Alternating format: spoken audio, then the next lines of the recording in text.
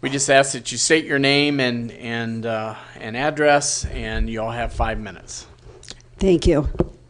My name is Gloria Yerger, and I reside at 2318 East 5th Street. And I want to state right up front, I hope I can do this, I'm an animal rights person who cringes over improper care and treatment of animals. Like many others in Fremont who own pets, I believe such animals are more than just property. They are alive, they feel, they hurt, and they respond to gentle treatment. Tonight, I'd like to ask the council to take some sort of action to ensure that the Dodge County Humane Society is fulfilling and is in full compliance with the terms of the animal control contract it has with the city. It's my understanding that the state requires and places primary responsibility for animal control with the city. The mere fact that the city contracts those animal control obligations to someone else, in this case the Dodge County Humane Society, does not alleviate the city from its obligations. In recent months, residents of Fremont have turned to social media, called to the police department to express dismay and a myriad of concerns over their experience with the Dodge County Humane Society and its director. The handling or mishandling of the dogs have even made the newspaper. Some of the concerns that I have are observing dogs being chained in isolation out in the yard during extremely cold temperatures, overcrowding, failure to adopt out animals in a timely manner even when they could have been, as well as other adoption problems related to retracted commitments once an adoptive family is known, poorly administered website and adoption practices, advising the public who bring in injured or sick animals to take them to a vet at their own risk and expense, advising residents to even transport animals they bring into Omaha because DCHS was too full to take the animal. Reports of seized animals not being returned in a timely manner to the rightful owner.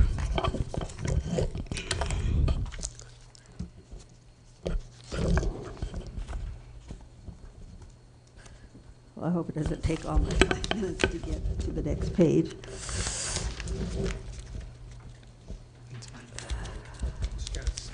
Okay. She's going to come help you with the mic quick. Well, okay, if I don't hold it, then they can't hear me. Yeah, okay, thank you, I appreciate it. Concerns expressed about the length of time that animals are being held in confinement and the amount of exercise given due to personnel issues, the hours of operation, and the timeliness of responses if and when someone can even be reached. One thing that really bothers me is that video cameras were gifted by Debbie Durham. I've talked to her several times to monitor proper animal control care, but no one is allowed to view the footage, and I don't understand that, and I know we can only speak up here, but I am going to be pursuing an answer to that because that just does not seem right when she invested to be sure the animals are taken care of properly. Discourteous treatment, and I know this personally, actions and verbal abuse of the public by the DCH director. None of these I have personally been involved with, but I have talked to people, and I'm really concerned, and I think we all know there's been a lot of reports. These are but a few concerns being raised on social media, and perhaps the DCHS board is at fault for not dealing with these issues themselves. Nevertheless, they all appear to be animal control and humane treatment issues and thus potential contract problems that the city should look into. I would ask that this council initiate such an inquiry. When it comes to tracking intake, medical care, and disposition of animals leaving DCHS, I would expect that the city get some kind of a regular report.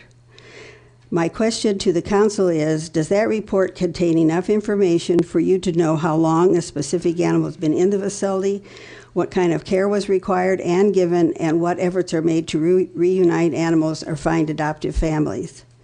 I'm confident the DCHS has to maintain animal-specific records and that the city and this council should require reporting regarding intake and disposition to contain enough detail about specific animals to know whether proper care and adoptive measures are being performed of each animal under DCHS control on the city's behalf. They do have a system, and I'm just wondering if they are reporting enough information to help the city council and the city itself determine the care. I'll have to ask you to wrap it up. Okay, if the city doesn't require or receive intake and outtake data in this level of detail, I don't understand how the city can be assured that DCHS is fulfilling the requirements of the state, which there are state requirements. Please look into whether you're getting an adequate detail maintained in the database. Please wrap it up. You're way over time. Okay. It may even be a good idea to require the DCHS to come before the council to address the concerns. Thank you for your time.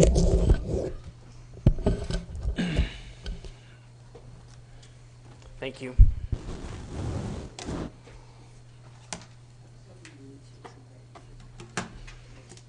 The next speaker is Dr. Drew Olson, veterinarian.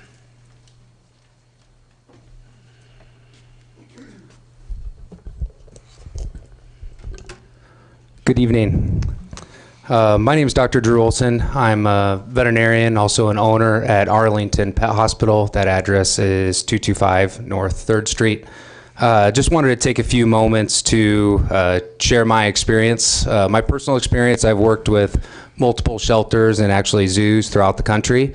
As the veterinarian at Arlington Pet Hospital, I first met Tamar, the director, as well as with the board about 3.5 years ago. And that's when Tamar had begun her responsibilities there. And it was actually the first week that she had begun and wanted to meet with me about historically what's worked well, what are the challenges that as a group, we're facing. It's amazing that we've had 3.5 years under our belt. Which is more amazing is the progress that they've made.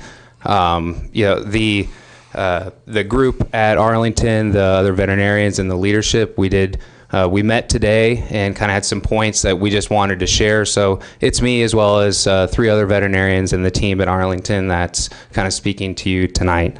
We are the interface between the Dodge County Humane Society, the pets, as well as the owners. And so we do kind of, we get those direct lines of communication.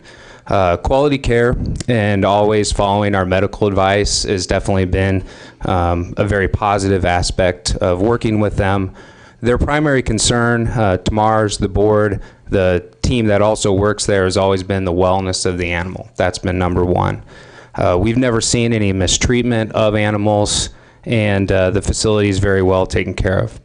The client communications and dealing with the clients has always been above and beyond, and I've always been impressed by Tamar that she actually takes extra time when, sometimes I think it's more than they may deserve. But the other thing to note at the last point is that when we had first started communicating, we decided that yes, we are veterinarians and we'll work together, but let's bring in a second opinion. Let's bring in a specialist to make sure that us as the veterinary team and Dodge County are working to the best of the patient's abilities. And so we brought in a shelter medicine specialist. Her name's Dr. Jody Boyd.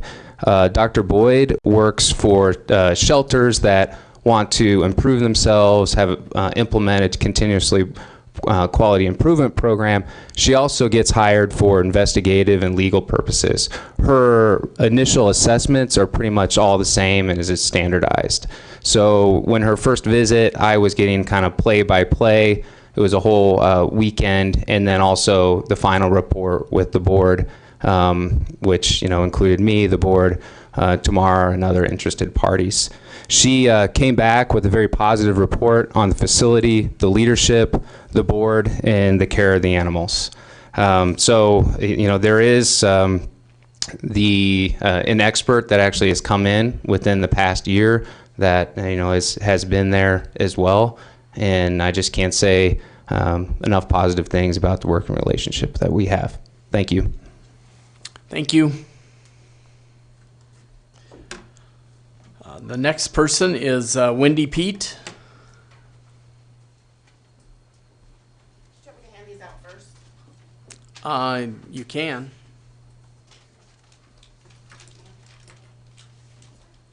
We have to.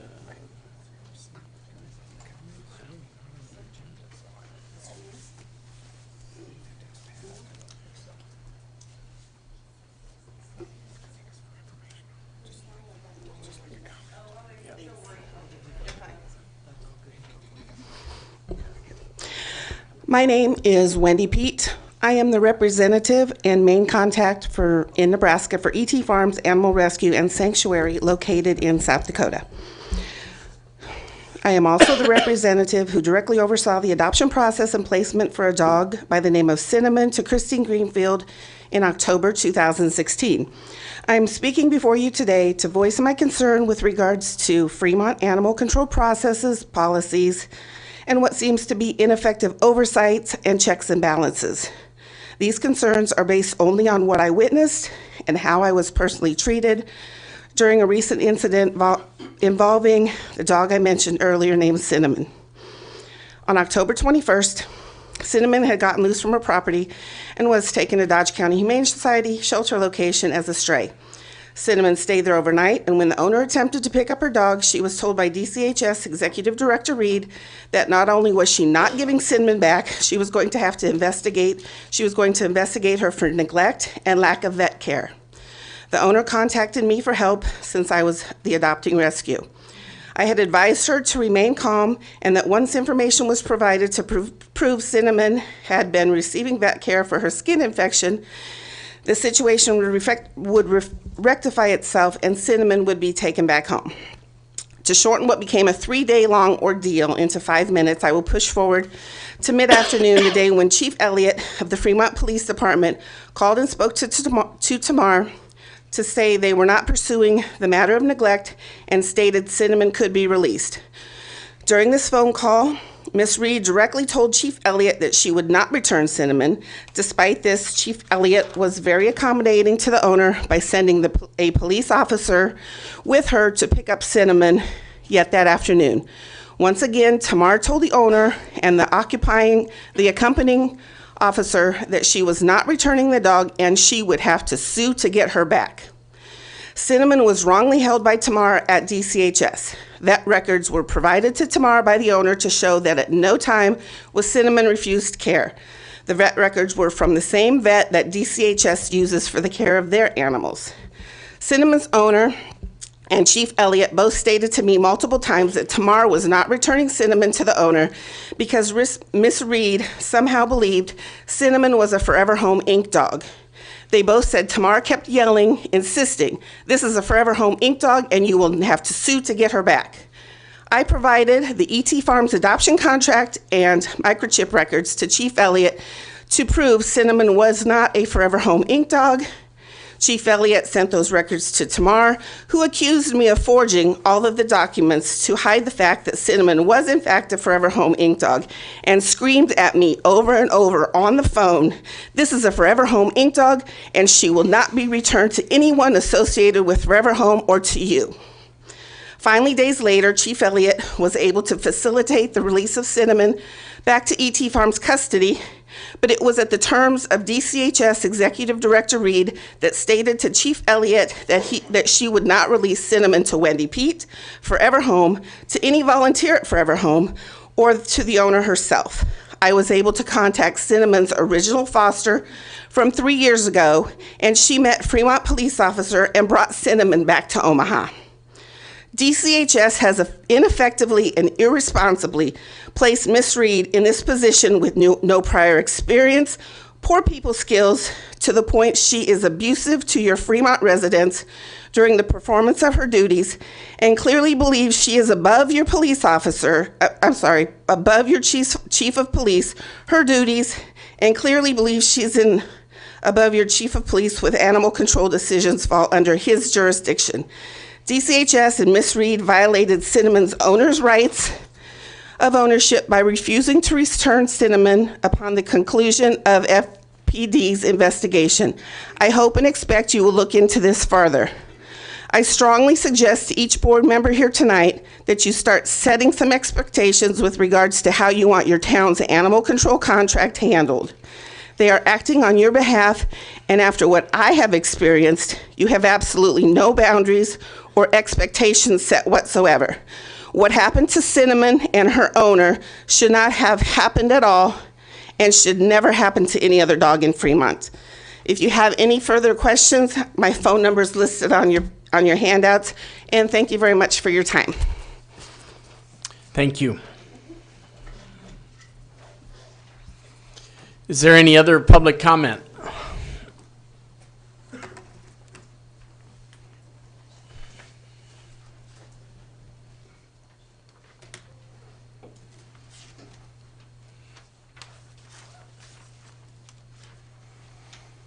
Again, this is public comment. It's open time for any citizen to come forward and speak in front of council, up to 5 minutes on any item that is not on today's agenda.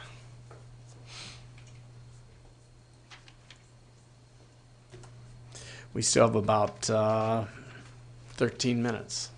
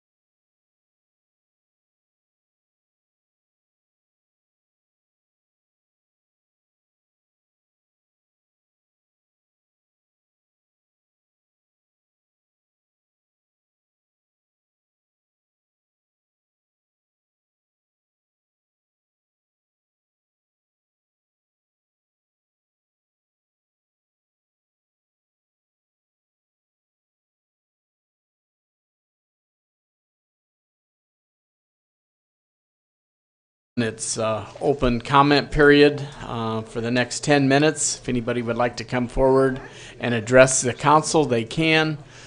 They can address the council up to 5 minutes on any item that is not on tonight's agenda.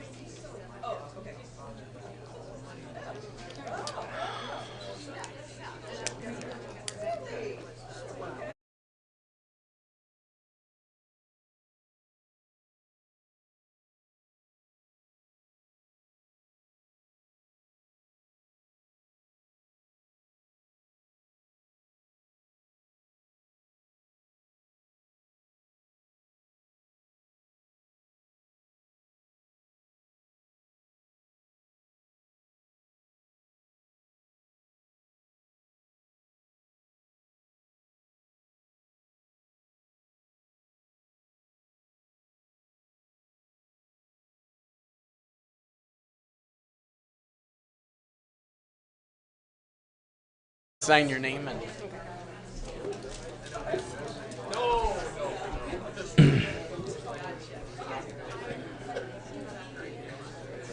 And then just state your name and address once you get up there. We do have some comment coming.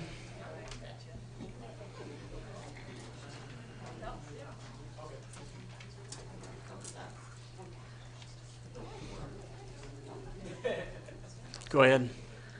Okay. My name is Alexis Winter. My address is 1127 North K Street, and I'm an employee at the Dodge County Humane Society. I've worked there for over a year now, and working at the Humane Society is a lot of hard work. You deal with animals every single day, different kinds of animals, big, small, cats, dogs, some really nice animals, and then really aggressive animals sometimes. It's definitely a hard job. In the mornings, we do a whole lot of cleaning. It's definitely not a glamorous job. We're dealing with a lot of poop, a lot of poop. You definitely get dirty. So it's really a lot of hard work, and but it's also a really humbling job. Just from starting there and from past experiences, this is the most humbling job I've ever had, and it's helped me grow a lot. And Tamar, she's a wonderful woman. I really look up to her in a lot of ways. She's helped me a lot, from just moving back to Fremont and just helping me with things with my daughter. She's always helped me, ask me if I need anything, I'm always here for you. And she's, even when I was going through tough situations, she'd give me little inspirational cards, just saying, you're a beautiful young woman.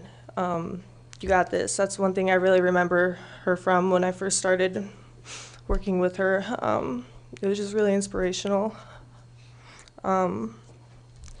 Yeah, I love my job at the Humane Society, and it really hurts my feelings with all this stuff, going around on social media just saying how we're a bad business or we're not doing things right. When people really don't know. They just, off speculation or just spend a day there and do what we do every day and see what we really go through and what we're doing, just to understand. Because people really don't know. They just go off what other people are saying. I don't know. Yeah, I'm really nervous, and I don't know. I think that's all I got. I've just been with the Humane Society. Thank you for your input. Any other public comment?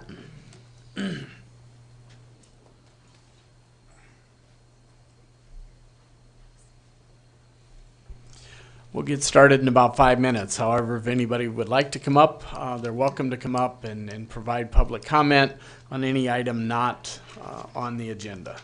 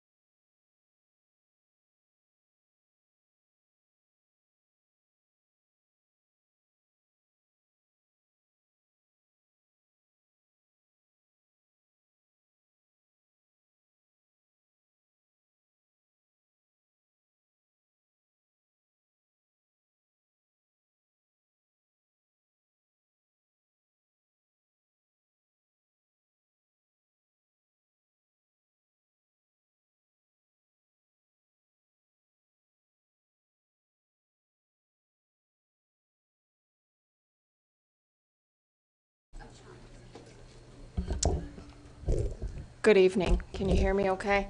My name is Kathy Robertson. I live at 1896 Luther Lane.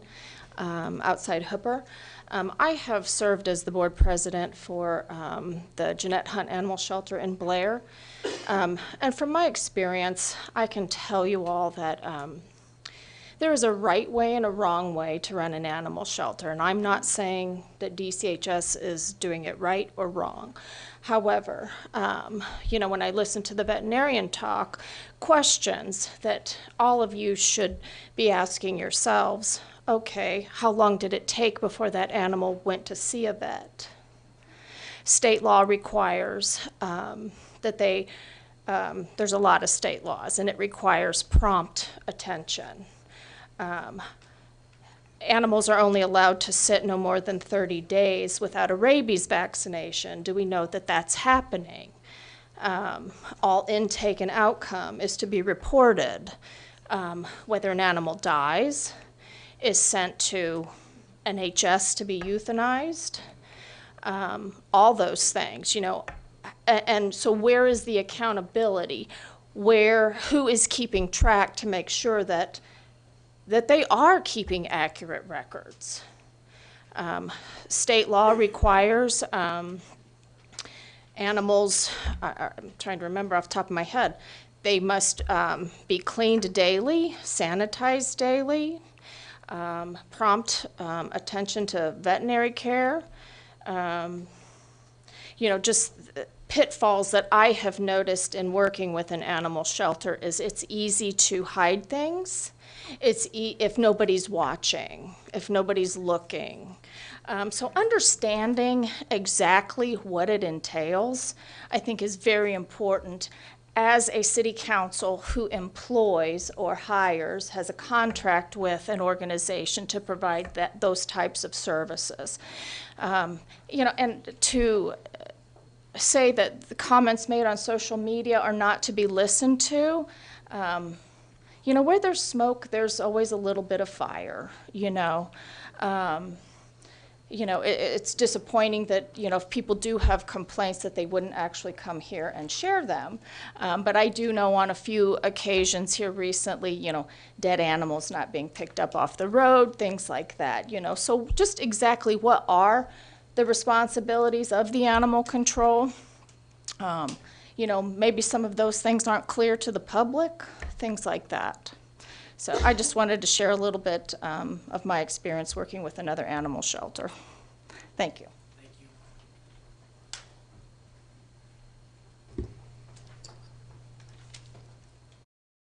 Time is 7 o'clock. We'll begin the regular council meeting of January 28th, 2020 with the Pledge of Allegiance.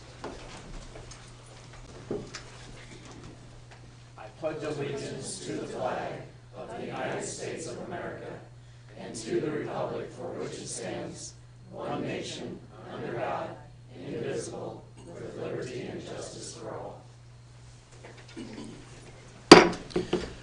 Call the meeting to order. The Opens Meeting Act is posted on the rear wall next to the agendas. We'll begin with roll call. Please vote for your roll call.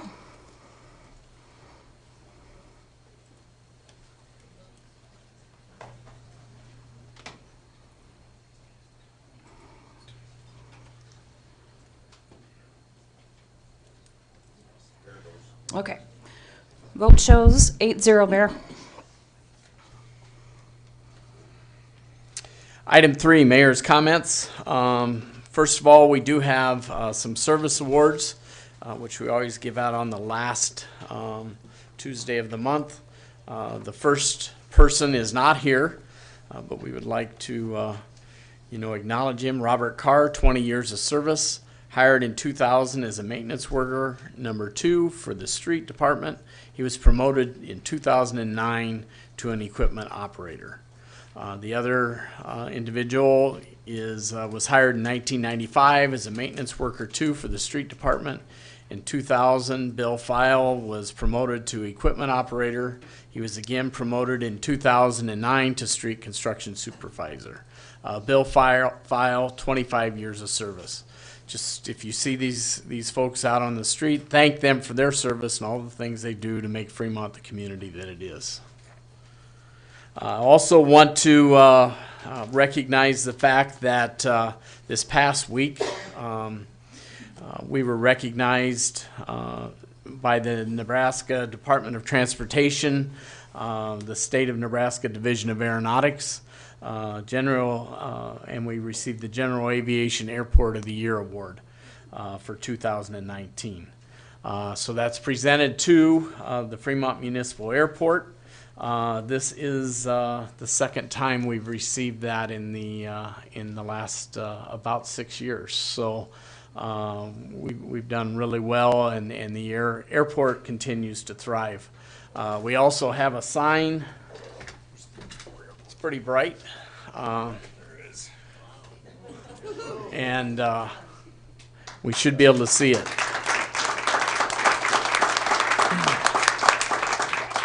So I do want to say congratulations to the airport board. I know there's some in the audience for their hard work in making that happen as well.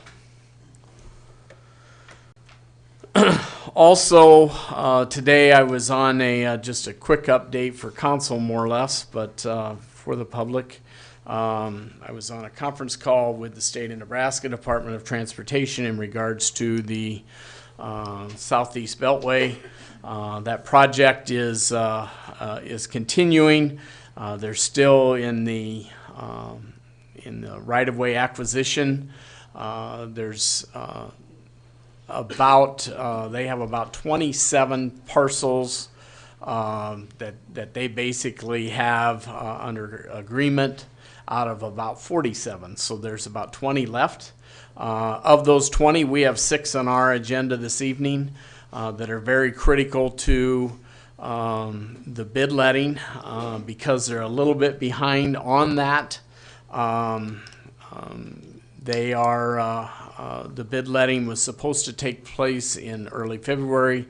It now has been pushed to early March.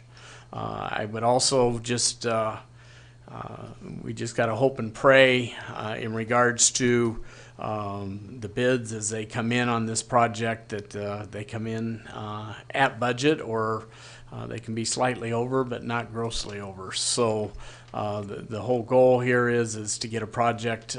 They would like to get started in actually sometime around August if the bids come in the way they're projected. So just a little update there in regards to the Southeast Beltway. With that, we'll go to item 4, motion to adopt current agenda for January 28th, 2020 regular meeting. I would ask that items 43 and 44, which are the items in regards to the airport, be moved just to the head of the consent agenda, or not airport, but the Southeast Beltway. To ensure they get on, if they would get delayed to the last or the first, even the first meeting of February, more than likely that bid process would then be kicked out until actually until April. So it's pretty important that we get these we get our commitment done in regards to the state of Nebraska and our easements under control. So Councilmember Jacobus. I would like to make a motion to move items 35, 36, 29, 37, 38, items left off the agenda because we adjourned early to the last meeting, as well as item 43 and then 44 ahead of the consent agenda, in that order. Is there a second?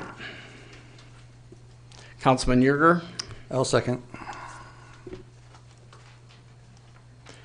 Cast your votes.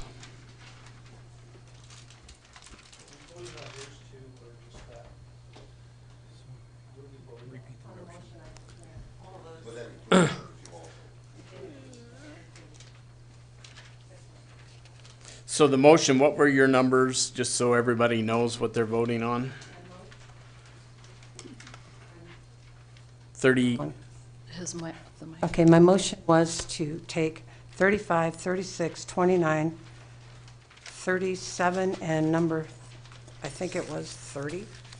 38, excuse me. 35, 36, 29, 37, 38, and then 43 and 44 in that order ahead of the consent agenda.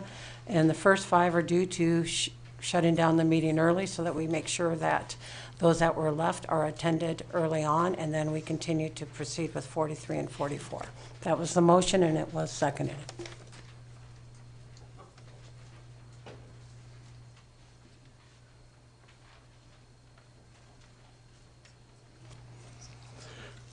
so you're gonna re-vote? Yep.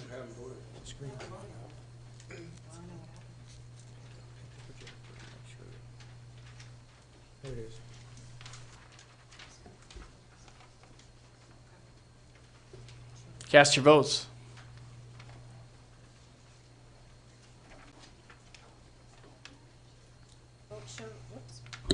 Vote show 6-2.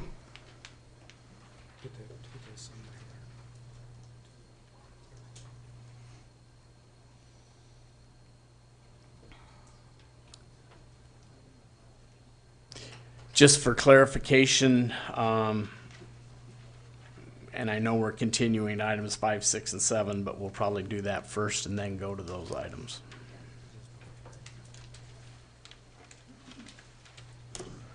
Motion carries. Councilman Ellis? I'd like to make a motion to move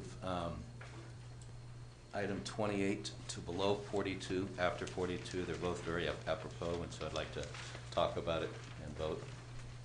I'd like to make a motion to move 28 to after 42.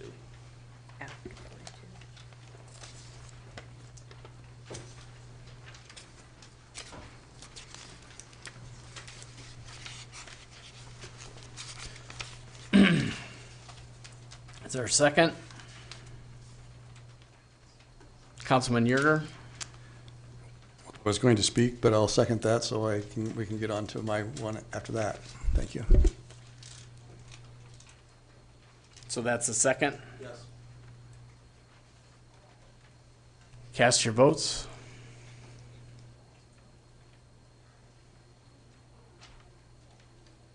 It failed again. Try it again.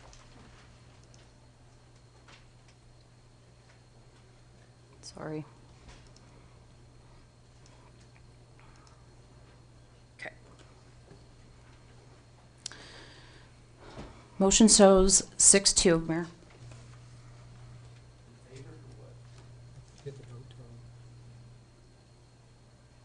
Passed. It has passed.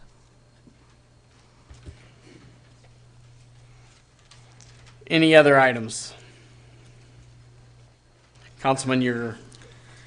Yes, I would like item 45 moved up to unfinished business, actually. It started back in November 26th of 2019. And being the last item on the agenda, I think it really belongs under unfinished business. And I would ask that it be placed there, and I guess since you moved item 29, it would be the first item on unfinished business.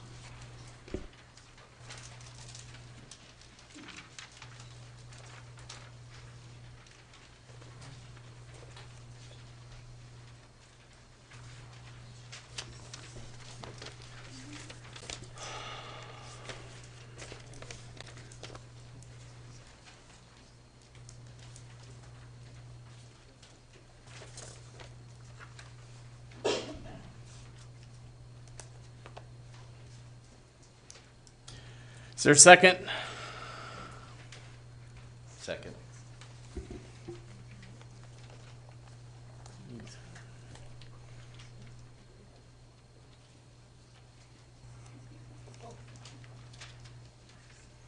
Cast your votes.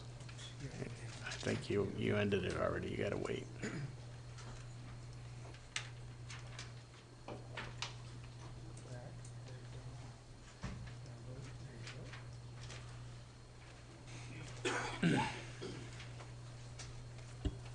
Motion shows 5-3, Mayor. And hit vote total.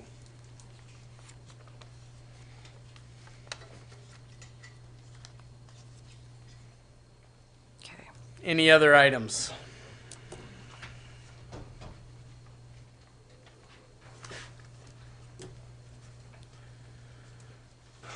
With that, I would take a motion to adopt the agenda as amended. Councilman Yerger, I'll make a motion to adopt the agenda as amended. Councilmember Jacobus, I'll second that motion. cast your votes. Oh, we got this one. No, you gotta go back.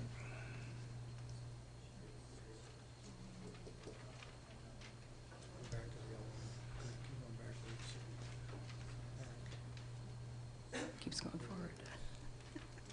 Cast your votes. Sorry, guys. Okay.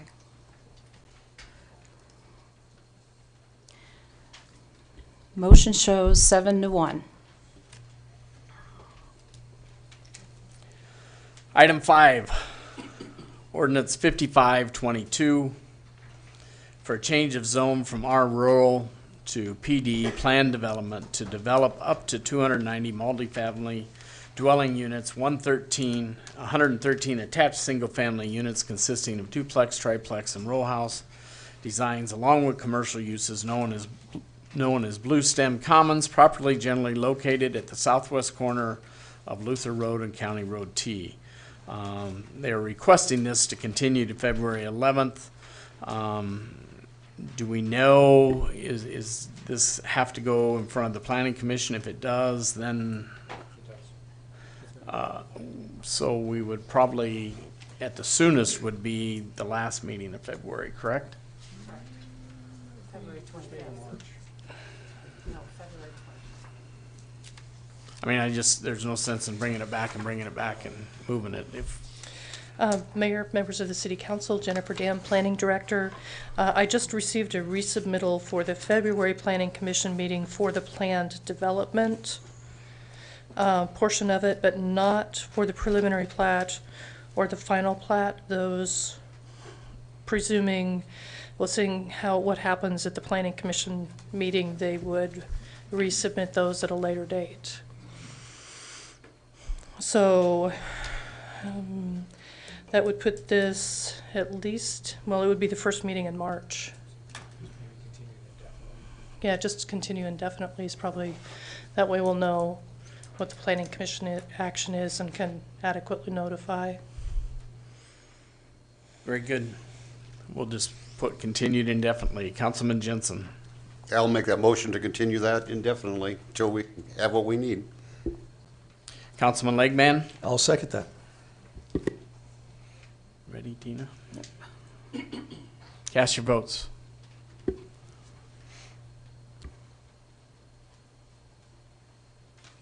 Councilmember Jacobus.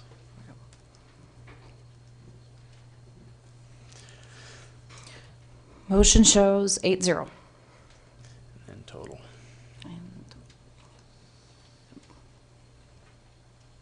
Item 6, Resolution 2020-002 for a preliminary plat generally consisting of 5 multifamily residential lots, 2 commercial lots, and 113 attached single-family lots, 3 outlots for Blue Stem Commons, property generally located at southwest corner of Luther Road and County Road T. The request is to continue this indefinitely. I would take a motion to that effect in regards to this resolution. Councilmember McLean. I make a motion that we continue Resolution 2020-002 indefinitely at applicant request. Councilmember Legman. I'll second that. Ready? Cast your votes.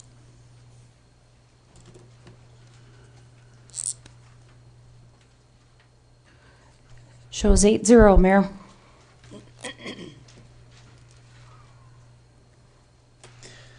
Item 7, Resolution 2020-003 for a final plat generally consisting of 2 outlots, 63 attached single-family, and 3 multifamily lots of Blue Stem Commons. Property generally located at the southwest corner of Luther Road and County Road T.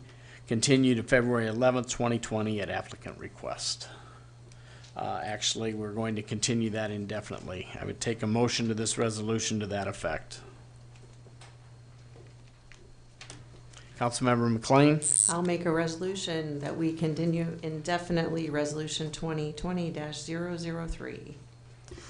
Councilmember Jensen. I'll second that. Cast your votes.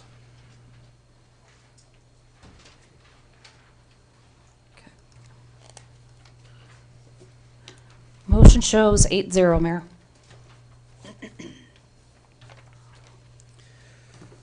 Moving on to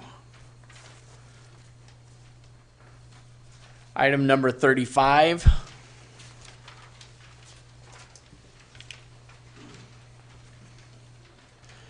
Resolution 2019-209, 2020-011.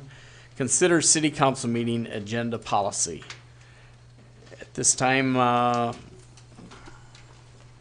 we'll have staff report, but it's also a Councilmember Yerger item as well. He's got an option to this as well. So, Brad, do you want to start? Sure. What you find in your packets tonight, Council, are all of the iterations that we have originally discussed. There was an original version of Resolution 2019-209 that's in your packet that was originally drafted to create a policy that codifies what we're doing with regards to the City Council agenda as far as timelines and the like. That was on the previous agenda. And at that same time, staff put in a counterproposal in Resolution 2020-011, excuse me, that had some modified timelines and different wording and the like. So in an effort to try to blend those all together, in your packet you'll find tonight one that's labeled blended 2019-209 and 2020-011. Those documents reflect the blended version of those two. Most of the wording in those is the same. There were some minor tweaks in that regard. For the most part, the timeline stayed the same, although the staff version gave council a little more time, I think, than the original 209 version did with regards to the deadline for council agenda completion. But those have been incorporated. The major difference between the blended version of 2019-209 tonight, which is before you, and the one introduced last time by staff in 2011, and we said we would discuss these simultaneously at the last meeting, even though they were separate agenda items, so I want to characterize them both together. And staff can follow up on comments with that in that regard. But the blended draft that you have before you tonight only has one significant difference between the staff's version and the version that I originally had sponsored for the agenda. And that has to do with consent agenda. Staff's version in 2020-211 wouldn't include that paragraph at all. The blended version that I have offered to council to consider includes that. And the reason for that is I think it's important that we make sure that we have fairly limited what gets into the consent agenda. And so one of the things that including this paragraph does is it ensures that we're putting expenditure items before the public and the council. They're not swept in as consent agenda items. And the other thing it clarifies specifically is that anything we take off the consent agenda, the public will get an opportunity to speak. And there were times when perhaps that was questionable or we weren't doing that. And so I felt that it was important that we put that in the policy. If we're going to take things off the agenda, whether it's council or administration or the public, all can take things off the agenda, that not only council but the public gets a chance to speak. And that's not currently codified in Fremont's municipal code, so I thought it was important to include in the policy. So that's the primary difference between the staff's version and the blended version. The language is pretty much the same, and I'll ask City Administrator Newton to comment on what his read is on the blended version, which he's had a chance to look at, versus the version that the staff had proposed originally.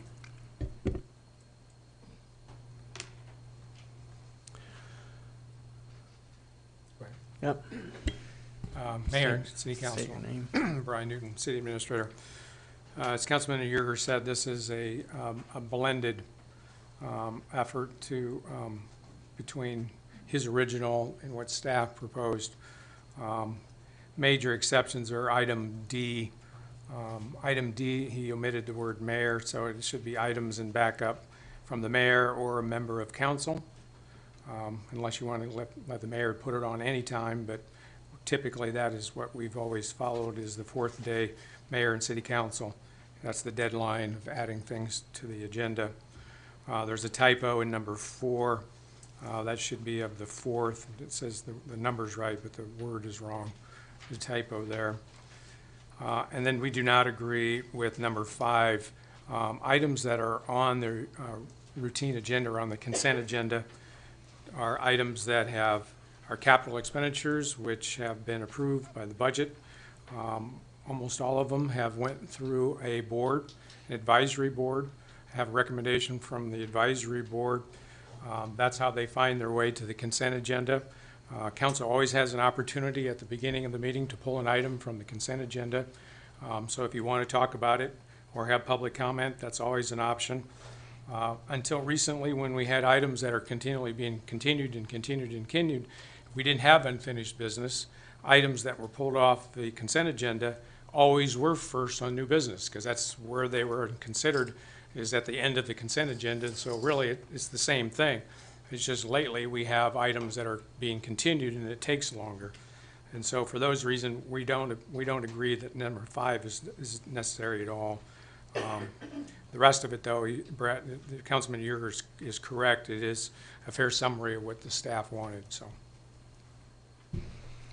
Councilman Yerger. I'd like to be clear on what you said with regards to paragraph 4.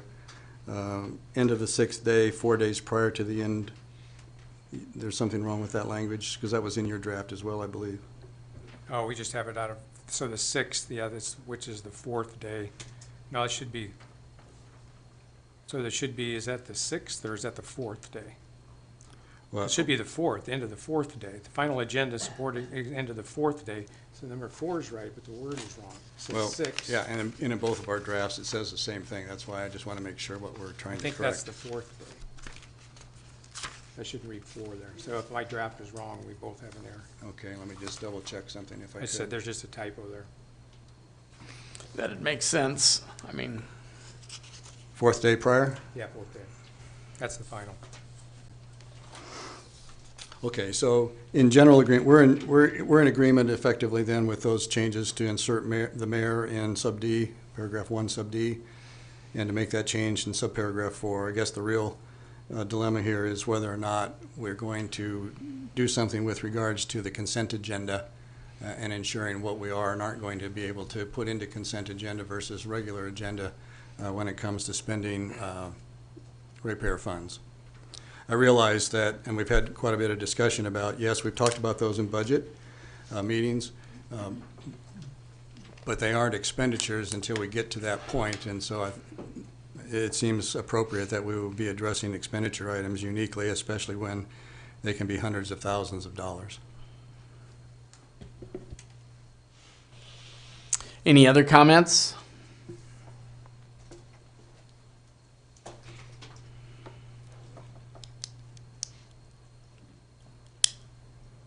Councilmember Jacobus.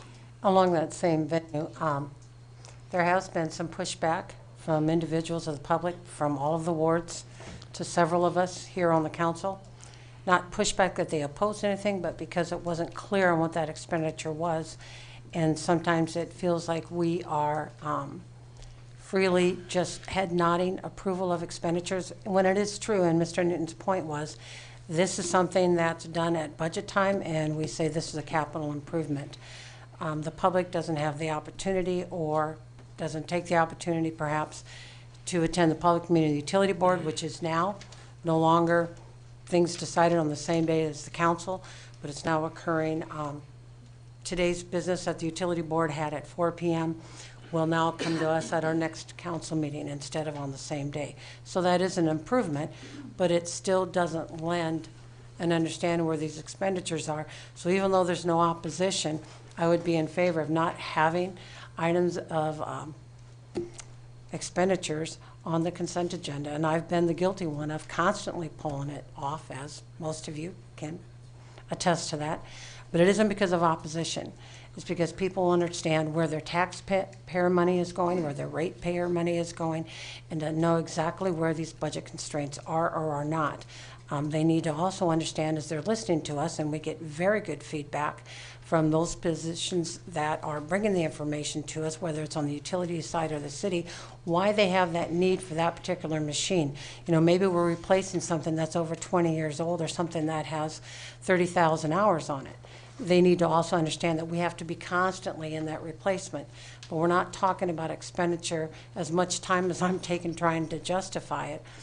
But this is why I continuously and will continue to pull items of those expenditures off, not because I have any opposition whatsoever. It's so that people can understand where their monies are going and that it is justified and that we are approving it with full knowledge of where it's going.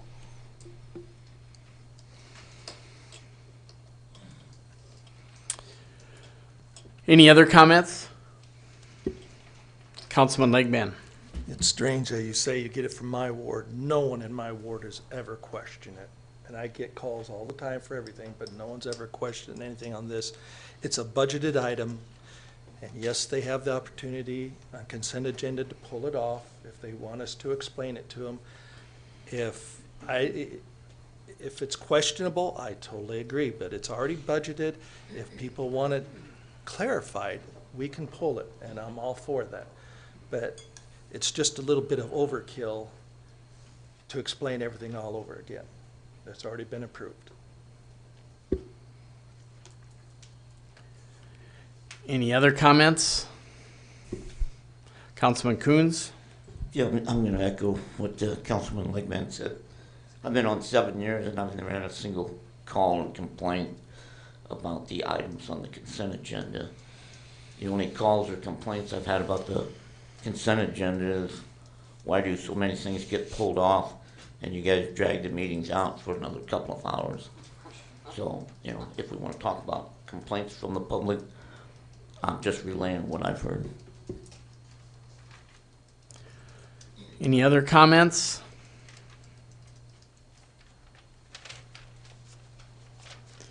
Any comments from the public?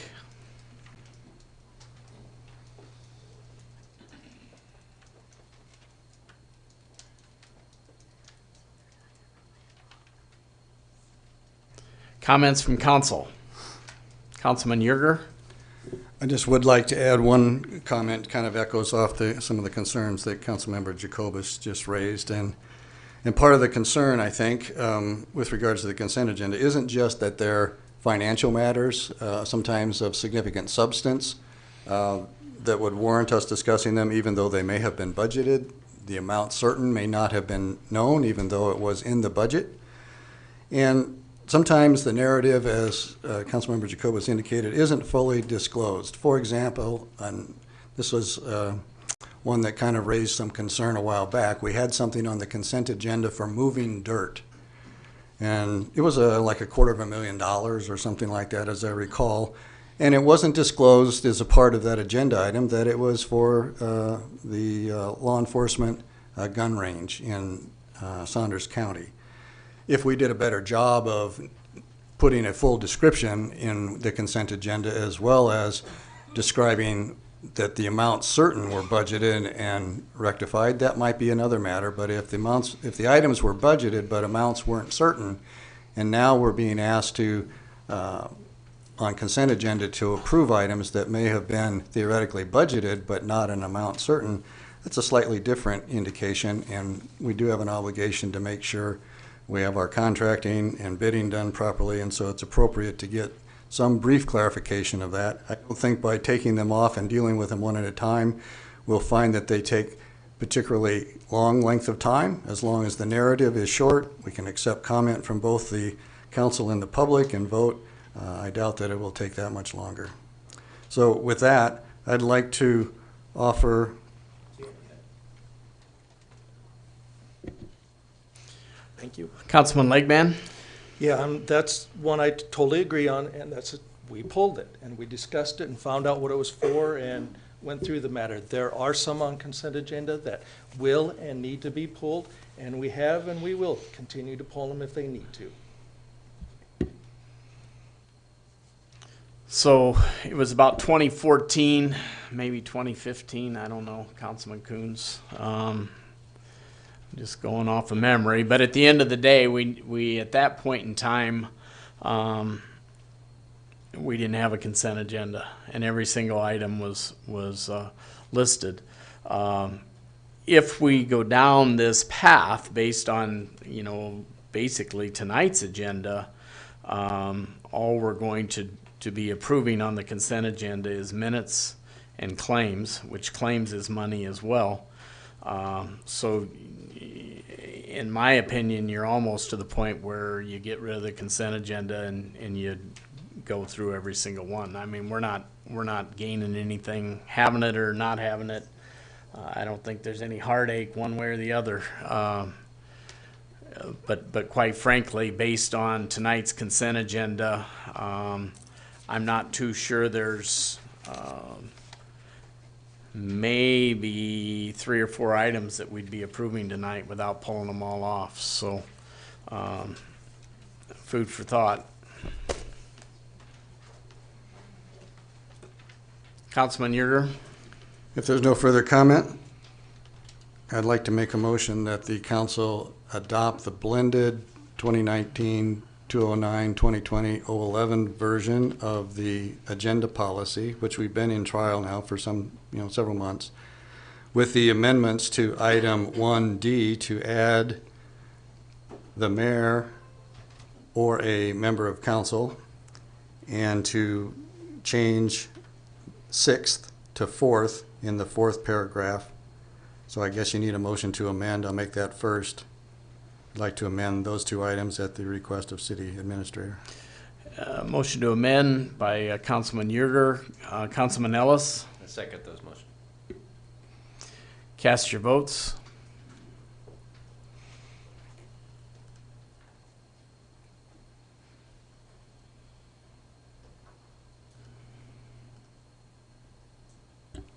Vote shows 7-1, Mayor. And you want a total? Yep.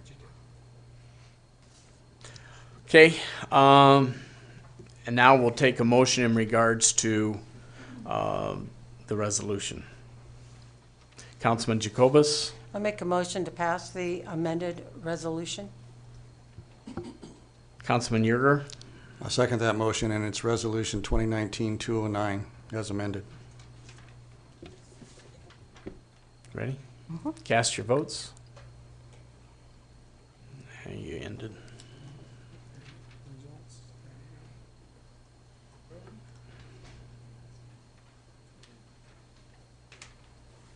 Okay. Motion shows 5-3.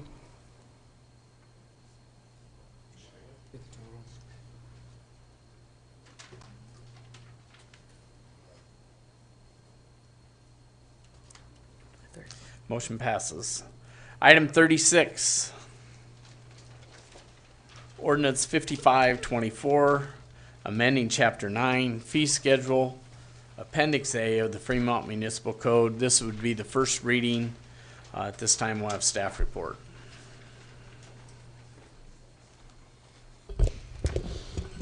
Mayor and City Council, Don Simon, Chief Building Official, and Floodplain Manager. What we got before you is regarding the master fee schedule. So this has to do with some cleaning up of Chapter 9 building regulations, a couple of items. The first one is we want to adopt and implement the ICC building valuation data chart every 2 years on the even years to coincide with the 2-year budget. And that would be this year, February 2020. So some of the other language that we wanted to clean up was in our grading permit, it reads as commercial grading. It reads as over 1 acre right now, and we just want to make it commercial grading.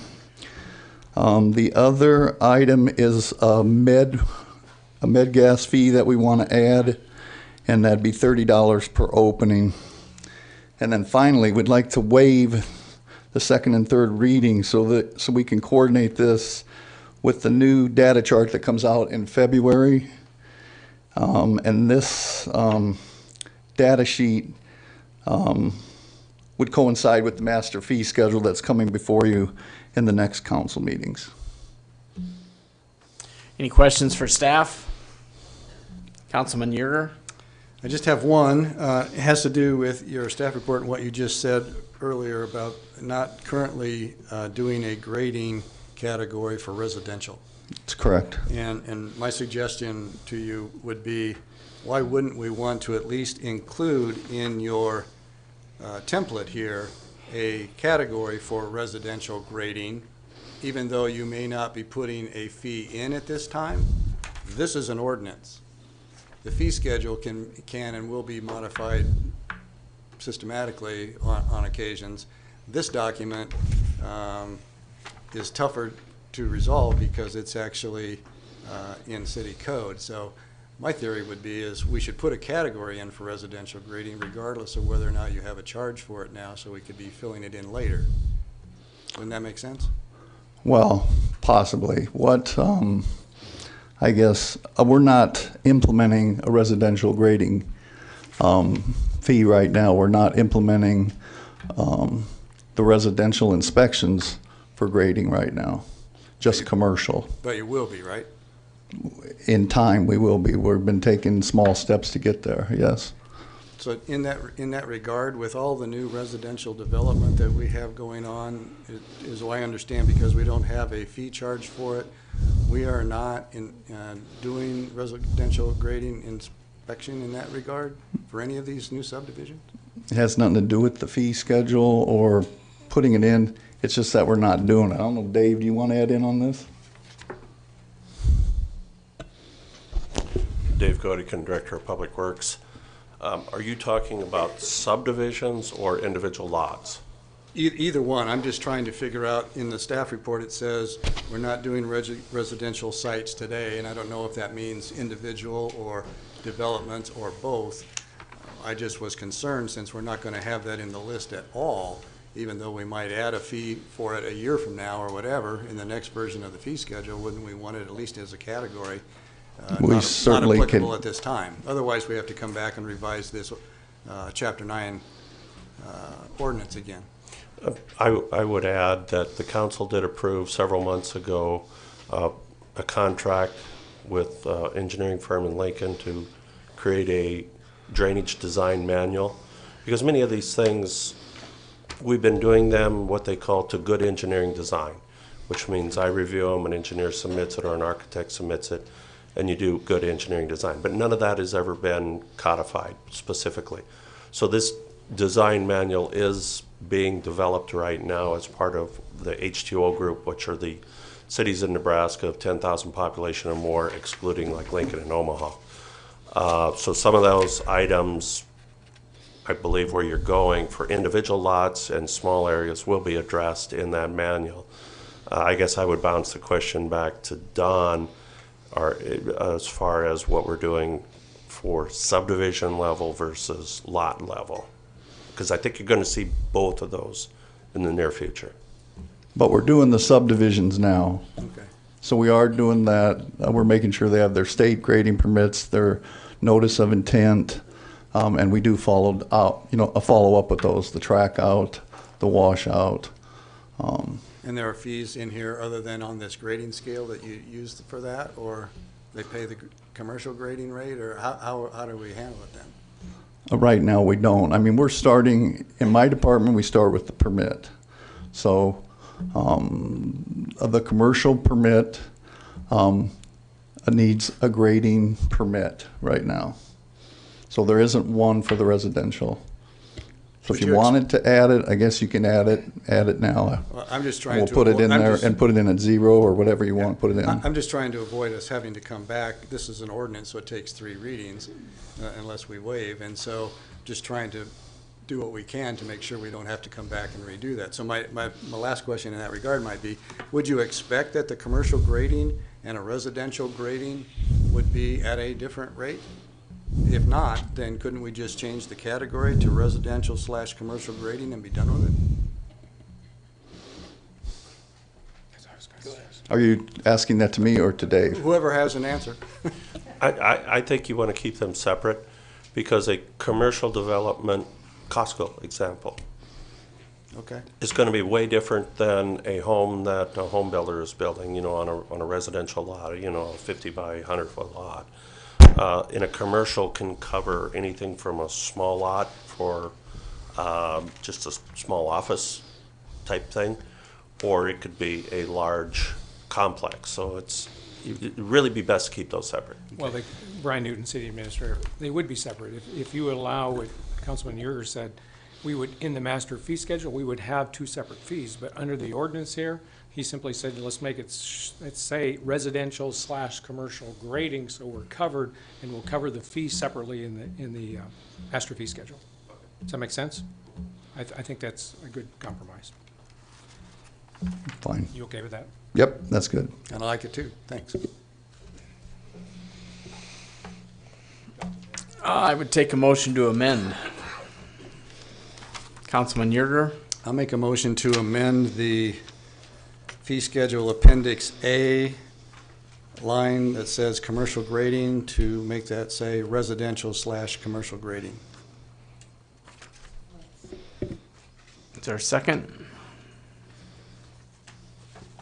Councilman Ellis? I second that. Ready? Cast your votes.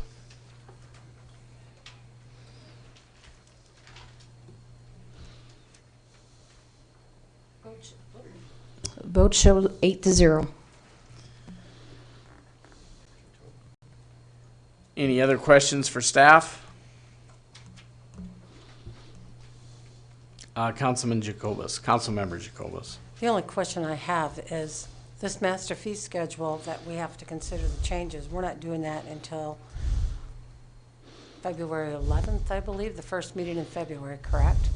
So is there anything wrong with letting this slide till then and putting this up front as a second read and then do that prior to the master fee? Is there any hesitation with that? No, we just wanted to make sure that we had this done so we can put it in the master fee schedule so we can show it to you all completed with all the changes, with all the departments.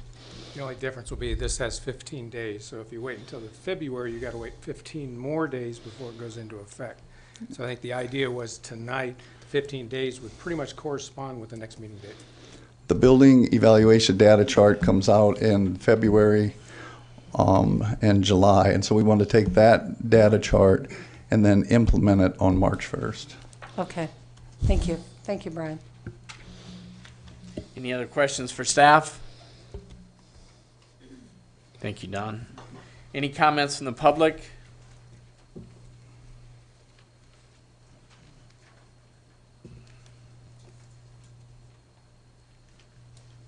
Comments from council?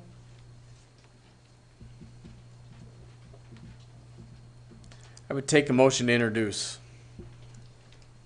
Councilmember Jacobus? I would make a motion to introduce this amended version for the Chapter 9 fee schedule. Councilman Coons? I'll second that motion. Cast your votes.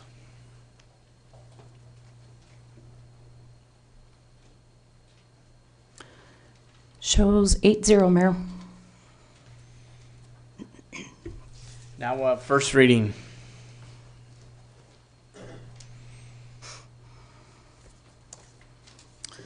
An ordinance of the City of Fremont, Nebraska, amending Chapter 9 fee schedule, Appendix A of the Fremont Municipal Code, repealing all other ordinances and parts of the ordinances in conflicts therewith, providing a severability and saving the clause of establishing an effective date. First reading. There's been a request to suspend the rules and move to final reading. I would take a motion in regards to the amended ordinance 5524. Councilman Jensen? I'll move to suspend the rules and place the ordinance on final reading. Councilman Legban? I'll second that. Ready? Cast your votes.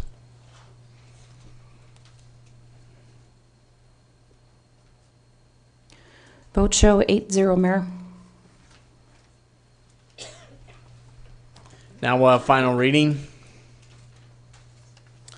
An ordinance of the City of Fremont, Nebraska, amending Chapter 9, Fee Schedule, Appendix A of the Fremont Municipal Code, repealing all of the ordinances and parts of the ordinances in conflicts therewith, providing severability and saving clause of establishing an effective date.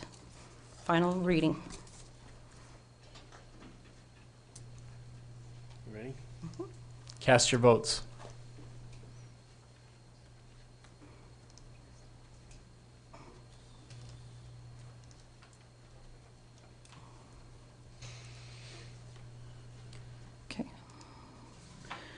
Shows 8-0, Mayor.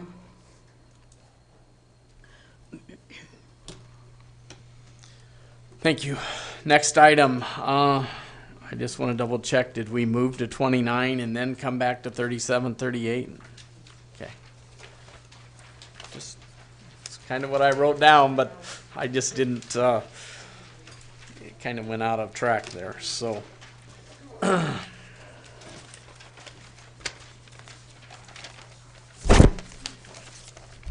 Item 29, ordinance 5525, pertaining to the sale and conveyance of real estate to Travis J. Bird and Molly J. Bird. At this time, we'll have staff report. Mayor and City Council, Brian Newton, City Administrator. This is a proposed sale of a lot.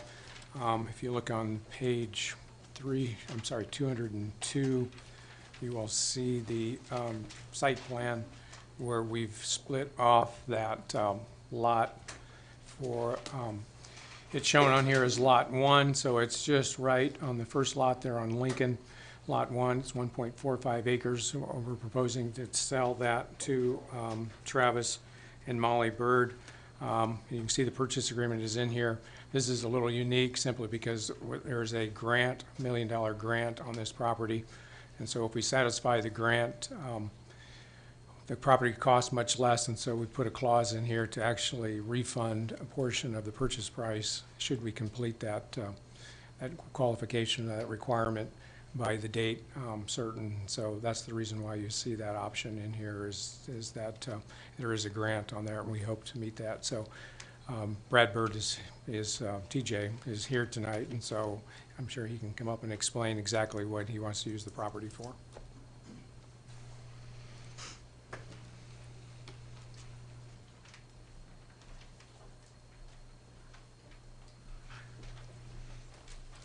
Travis Bird, 3325 Big Island Road here in Fremont. My wife has a business here in town called Simply Strong. She teaches kids and yoga, fitness, things like that. She's outgrown her facility, so we're wanting to build her a new one. That's about it. Any questions for Travis? Any questions for staff? Thank you.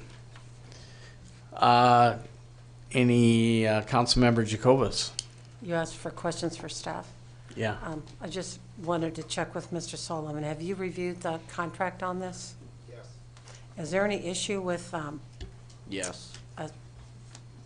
I'm sorry? I said yes, it's been reviewed. Okay. And I was continuing to say, is there any concerns that we have expended, well, we have grant money that is on the table on purchasing this tech park, et cetera, and we've actually invested, I think a total, if I'm not mistaken, around roughly $3.6 million with surrounding infrastructure. Is it a normal to do a give back on grant money if we meet or exceed our imposed 31 employees by 2022, that we actually give money back on a property? Because if we do for this for one, I'm sure we'll be doing for others. Is there any legal ramifications along those lines? I think your first question was whether it was normal. I can't go respond to the answer yes or no as to whether it's normal, but it is permissible. Councilman Yerger. Well, I had some questions along that same line as to, even though it might be permissible, I guess I wonder whether, with regards to due diligence and care over ratepayer funding, whether or not it's prudent for us to enter into an agreement where we have applied for the grant, we have to fulfill the obligations of the grant. The purchaser of a portion of the property has no contractual obligations to help the city make the 31 job goal grant specified in the agreement that we have, yet that they would be taking back some of the grant money that the city has received if and when we do achieve the 31 job goal. I realize that the document says if we don't make that goal, there wouldn't be any refund forthcoming. But if we alone meet the 31 job total, then we would be doing a refund of a portion of the purchase price. I guess it seems to me that this constitutes a future benefit for the purchaser without participation or obligation in helping to meet the grant requirements. And I have to wonder whether that's really prudent on behalf of the ratepayers of the city. So I think, my understanding, you will have a couple jobs. So hopefully there'll be full-time benefited jobs. If that's the case, if you have one or two, that's one or two that we don't have today. Yeah, we hope to add 2 for sure, well, maybe even more. But So we've already received the grant, so we've already got the $1 million grant. But you have to give it back if we don't make the 31 job goal, correct? Correct, and that's why he's paying the higher fee today, $47,000 an acre, or $47,000, and if we don't get the jobs, he doesn't get any refund. He has to pay the higher fee. Right, I just was curious as to why in subparagraph D of the agreement that we have that stipulates the refund give back, there wasn't something that indicates the 2 jobs or whatever they expect to contribute to our 31 goal. Theirs will be lost as well if we only end up with 30 and they have 2. City did 28, and we won't, either one of us, be able to keep the grant money. But I didn't see anything in the contractual agreement that allowed us to take credit or to use those. And I guess so my question is to legal, once we parcel this off and sell it, how do they participate in our grant count for 31 employees if it's been sold and separated? So it's part of the whole parcel. So his 2 jobs, if he does 2, will absolutely count towards the 31. And I hope to continue selling lots and continue adding jobs, and yes, they all will count towards the 31. That's the idea. That's why the state gave us the $1 million, to add 31 jobs on the entire parcel. So why wouldn't we have put that into subparagraph D, I would ask council, as to their participation is a commitment for 2 jobs in order to get the $17,000 refund? Initially, I don't know if you said you were going to have jobs, and so we didn't put that in there as a condition of selling this. I'm not sure it's a condition. But it could be. You certainly could put that in there. I think the issue here is we're trying to bring people in here to buy this lot and give them an incentive, and then also have them share in the risk of not meeting that number. So it gives everybody who buys lots in here an incentive to get employees employed. Whether you want to handle it that way, that seems to me to be the thinking of the administration. And I don't disagree with the overall thinking necessarily about trying to make sure that we bring folks in. I guess my preference would be is they also have some skin in the game with regards to the employees if we're going to give dollars back out of the grant money that we're due.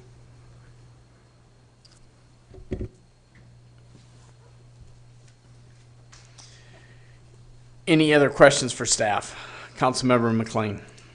Well, I don't know if it's a question for staff. So if we just simply added into that paragraph D that the refund of $17,678 is also contingent on 2 jobs, would that be a problem, and would it satisfy the issue, I guess, that I'm hearing raised, which is just that we want to not only share in the rebate if things work out and we get the 32 jobs, but that, you know, you would have to have the 2 jobs to get the 17,000. If you haven't added those 2 jobs and not contributed to the 31 or 32, then it's not an issue. I guess to me that's the way to handle it. Councilmember Ellis? I would agree, concur with what you said. The question I have is to staff, is the $1 million that we're on the hook for the grant. Last time I heard as a council, we were on the hook until 2020. Now it's said that we're on the hook until 2022. So were there some negotiating with the state to move that field goal down the way? No, we asked to have it extended, so they granted that. They did a grant it? Yeah, out of here, yes.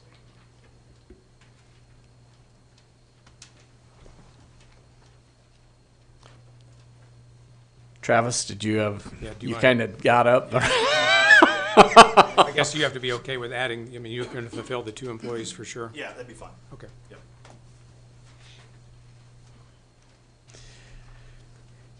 Any other comments for staff? Questions for staff? Comments from the public?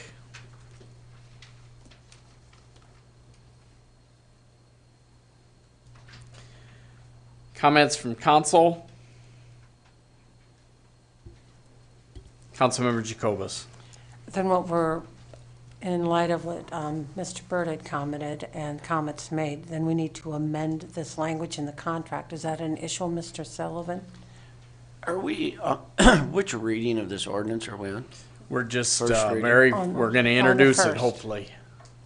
Okay. So is that a, sorry, didn't mean to. What I would suggest is to just go ahead and introduce it now, and then we will have some cleanup language in it for the second reading. Okay, fair enough. Thank you. Any other comments from council? I would take a motion to introduce ordinance 5525. Councilman Coons? Make a motion to introduce ordinance 5525. Councilman Jensen? I'll second that motion. Cast your votes.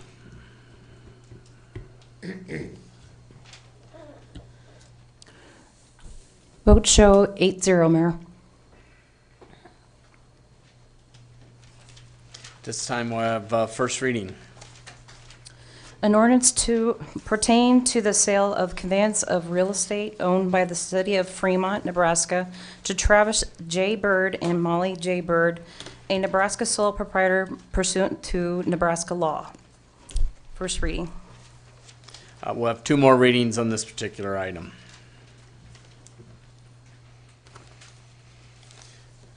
All right, now we move back to item 37. Councilmember Jacobus item, discussion and motion to entertain, approve authorization of the city attorney to draft a letter of inquiry and complete the requisite forms required to obtain a formal written opinion from the Nebraska Accountability and Disclosure Commission regarding the mayor's potential conflict of interest in the participation, discussion, advocacy, and casting of the deciding vote in the passage of Ordinance 5507, which was a conditional requirement of Resolution 2019-229. Councilmember Jacobus.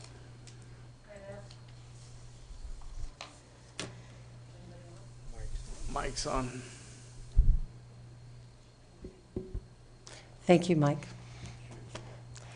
This request to have outside opinion regarding a possible conflict is not intended to denigrate nor diminish our outstanding involvement of our mayor in various capacities since 1996 and much needed service provided Fremont by CareCorn Lifehouse.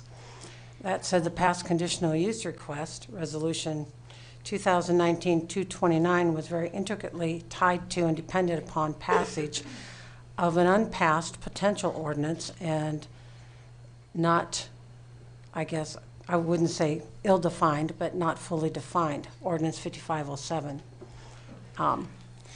This was perhaps poor form on behalf of both the Planning Commission and the City Council as both bodies moved forward with passing the resolution that was contingent on an undefined ordinance change. Legal did comment that it was something that should not have occurred and lesson has been learned. We also realize that this cannot happen again, but that said it did. And the mayor, who initially, possibly without intent, and I don't think he had intent, had not perceived that this was a conflict regarding his involvement in discussing, advocating, and voting to pass Ordinance 5507. That was part of the contingency of passing the resolution. So the resolution passed itself, but it was conditioned on an ordinance that had not occurred yet and change that had not occurred. However, there was ample opportunity from February of 2019 to state that there may be a potential for conflict down the line, but again, I don't believe that the mayor had any intent to have that occur, but the perception is still there. And I was asked to bring this to the table, so I am. And what I'm asking is that the city attorney get a formal written opinion from the Nebraska Accountability and Disclosure Commission in regarding the mayor's potential conflict of interest involving the passage of Ordinance 5507, which was an interdependent condition of Resolution 2019-229. Mayor? Yes, sir. First of all, I'm not sure where legal has said that it should not have occurred. And I thought this was going to be attached to the agenda, but it's not. I researched this matter and looked at it and back up a little bit in regard to what had transpired. The mayor was considered a trustee of that organization under their bylaws. That trustee position is basically an honorarium. They have no voting power. They have no authority to do that whatsoever. Looking at the statutes on conflict of interest, I did not feel that there was a conflict of interest. And more importantly, I think there was some memo that was handed out at one of the meetings that says something to the effect about how can we be so naive as to think that there isn't a bias. The fact of the matter is every one of you walks into these meetings with a bias. State law then says what degree is that bias so much that it's a conflict of interest. There was no conflict of interest, and it's naive to think that none of us come in here with a bias when we vote, that it is not a conflict of interest that would prevent you from voting. I confirmed this and had a conversation and talked through the statutes with Frank Daly. I rely on Frank Daly's word almost as Bible, and if he quits, it'll be a large loss to the Nebraska Accounting and Disclosure Commission. From that standpoint, I think that I have fully vetted this out. Apparently, my opinion is not trusted. So if you make this motion, I would suggest that you not only make the request that it is a formal request to the Accountability and Disclosure, but that you hire outside counsel, because I'm apparently going to be biased and untrusted in how I present it to the commission. Councilman Legman. You pretty much hit what I was going to say. It sounds like you don't trust what our lawyer just said before. He told us, and you didn't like what you heard, so now you wanted to bring further, go spend more taxpayers' money to get the same verdict, and you'll just keep going until you spend money, spend more money. It just sounds like you can't even trust our own lawyer. Councilman Jensen. Some of that was part of my point. It says fiscal impact was none, but I understand there would be billable hours involved in this. Is that not correct? That would be correct whether you use my office or another office. I'm just of the opinion that just asking the city attorney to draft a letter to the state seeking an opinion that's contrary to his own isn't going to produce any significant result. And if there's council members that feel that believe the mayor's actions rose to the level of an inappropriate conflict, they should certainly draft their own letter to the Nebraska Accountability and Disclosure Commission.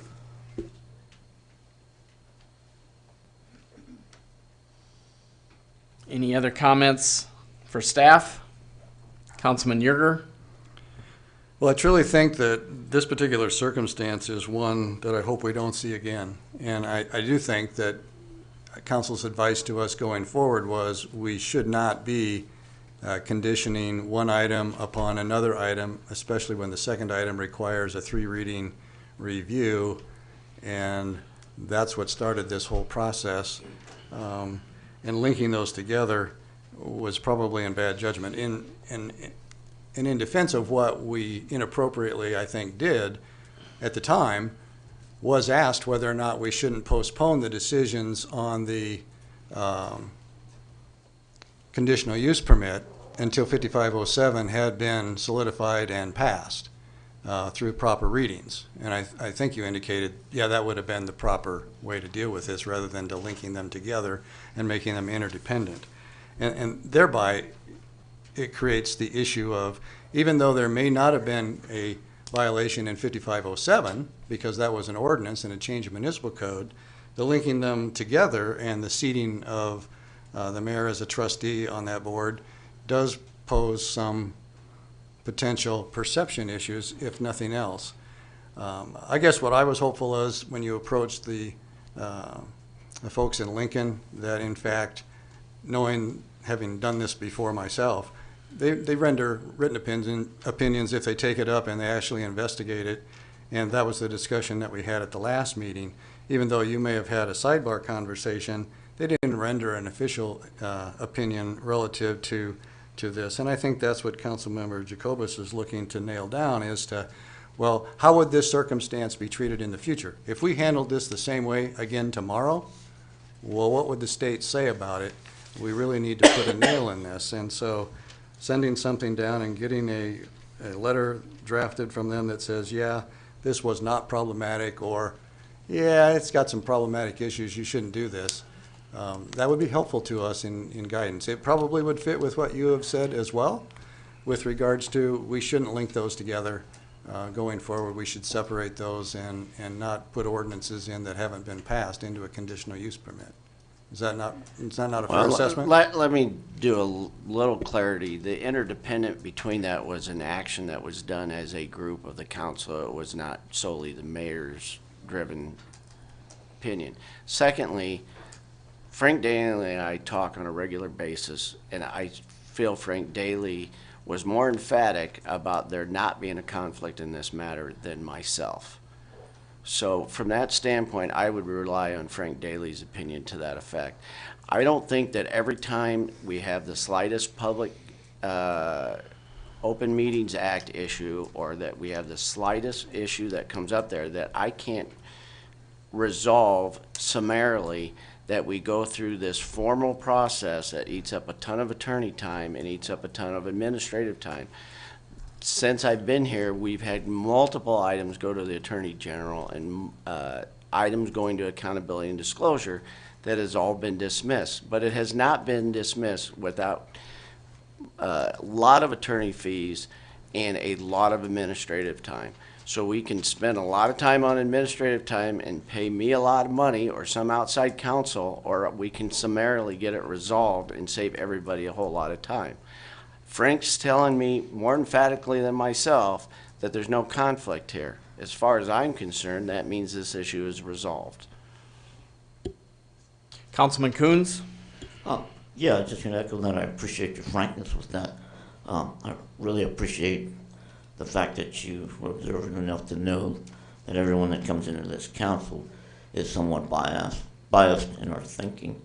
I think one of the things that bothers me is a perceived conflict of interest.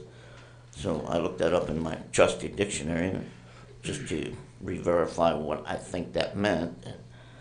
Perceived is to be detected by instinct or inference rather than by recognized perceptual clues. So it's more of a gut feeling, perceptions are. So I think this is a non-issue. I think you've explained it well. And as far as perception, to me, this is just a perception of the extension of the witch hunts that have been on this council for quite some time now. Any other comments from council Comments from the public?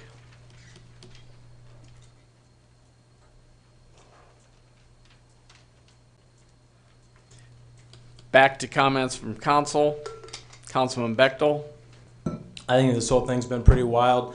This perception that the mayor had said something along the lines of, well, you know, at the end of the day, I think this is probably a good project, that we're all, oh my gosh, the mayor thinks it's a good project. I'm totally swayed by everything that he says. I'm not a fanboy of the mayor. Me and him don't always see eye to eye, but I think that this is getting a little bit ridiculous. And I think if there ever was an investigation that should have been done, and unfortunately I wasn't here to vote on this because I was in Virginia and I wish I was, it would have been to investigate the false document with Susan Jacobus. However, some council members let their fear of Jacobus go against that, go against their conscience, and vote to not investigate a falsified document that, oops, I'm talking, and to go against a falsified document, and all right.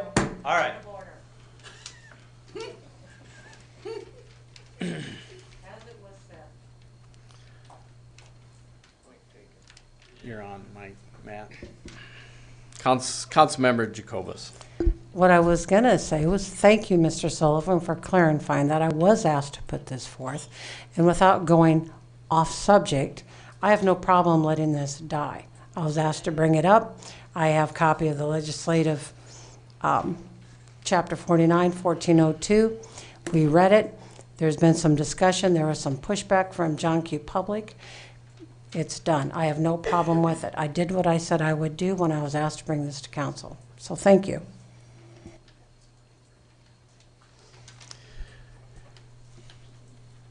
Do we have to have a motion to kill it? No, you just have to ask for a motion, and we'll see what the council wishes to do with it. If there isn't a motion or a motion without a second, then it dies. Okay. Any other comments from council? I would take a motion in regards to this item. Councilman Jensen?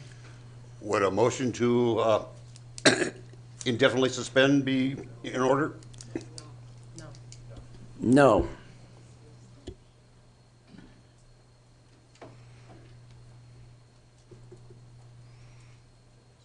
Any motion? Dies for lack of a motion.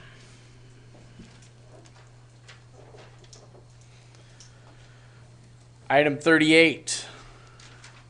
This is a Councilmember Yerger item, discussion of the ordinance 5507, implementation process, requisite actions, and motion that would clarify, assure accuracy, and or correct any procedural malfeasance in regard to the passage and final language of ordinance 5507, as amended at the November 26, 2019 council meeting. Staff report. Councilmember Yerger. We can make quick action on this item with the items that are included in your packet, including the amended minutes of the November 26th meeting, which are all now included here. It's been clarified that, in fact, what we did at the last meeting on 5507 was to amend the ordinance with regards to only paragraph 2, which was of concern because it was not clear in what we were voting in. All the historical record and the document that was handed out at the meeting wasn't in the packet at the time we voted, and so just for clarity's sake, I wanted to make sure that we had this correct, and the clerk has confirmed, in fact, based on the audio records, et cetera, that we only amended subparagraph 2 of ordinance 5507 to remove AR. And with that, I would consider this item complete and needs no further action. So,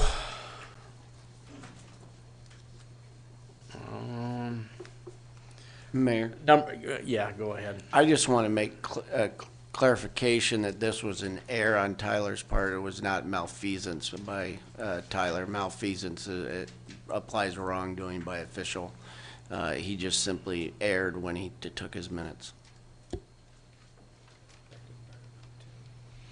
And and it will be totally corrected in the consent agenda by item number 10.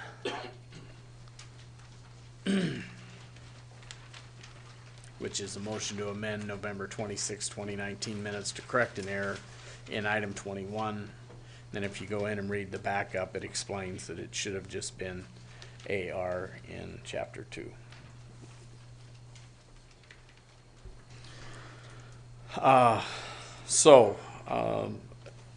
Any other comments or questions?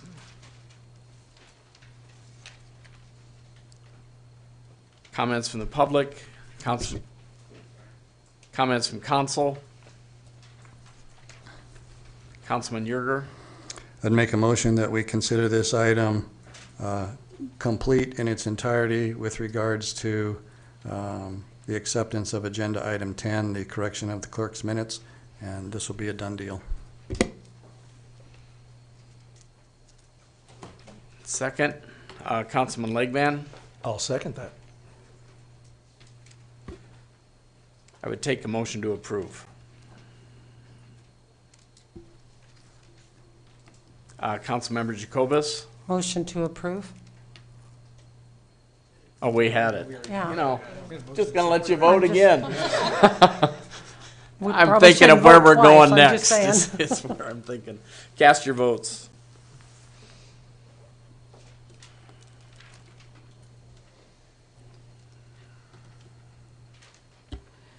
Motion shows 8-0, Mayor.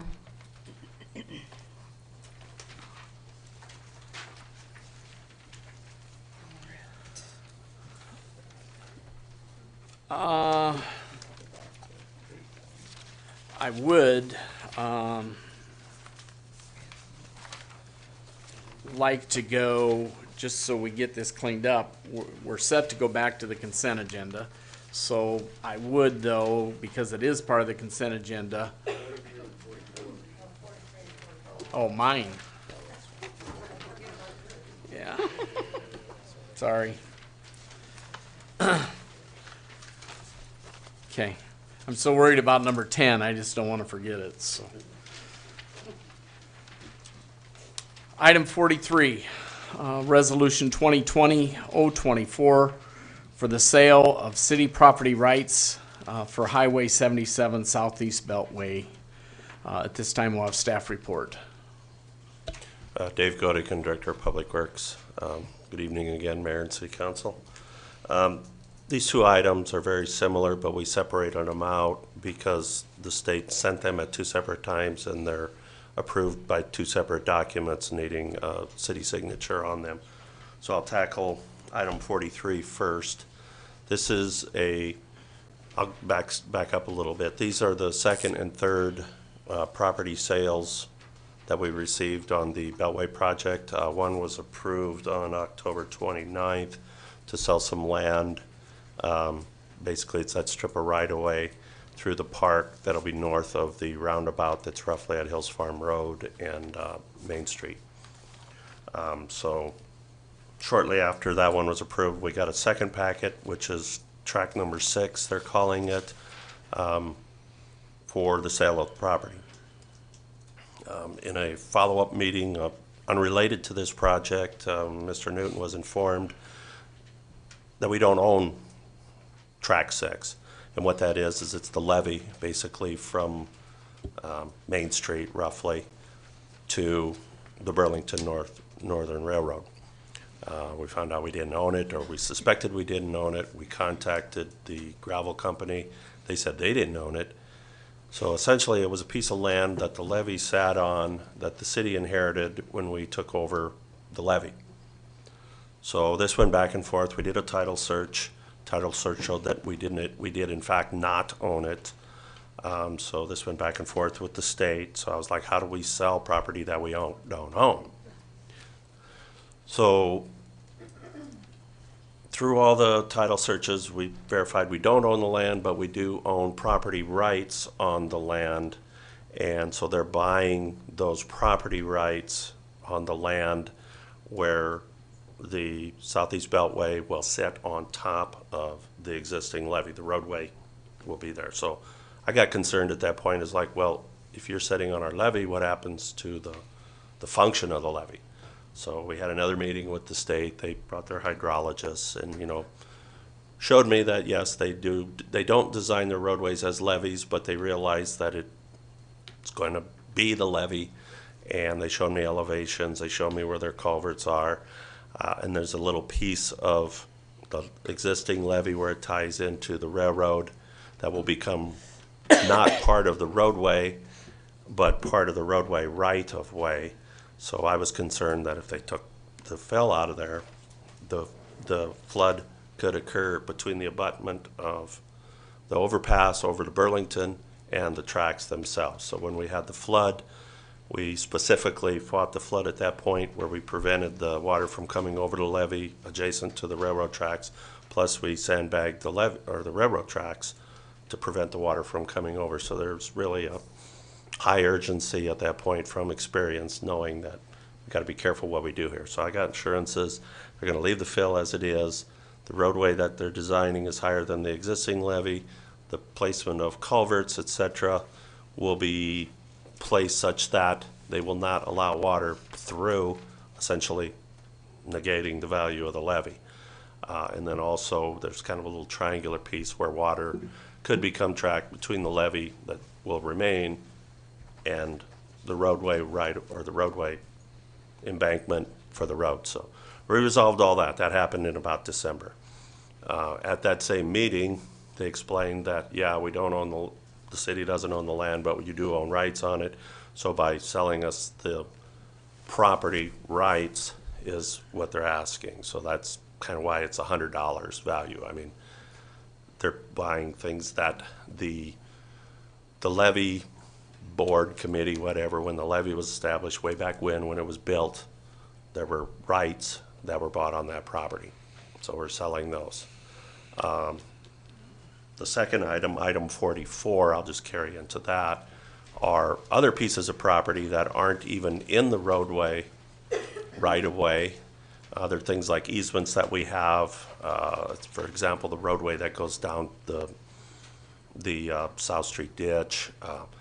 We have utility easements, those types of things on adjacent properties, and there were also rights that were purchased against those properties way back when that put restrictions on the land because they're adjacent to a levee, etc. So kind of in a nutshell, we are selling the property rights, as I stated, for those properties. Since we don't own the property, we're not selling the property, we're just selling the rights that we own on those properties.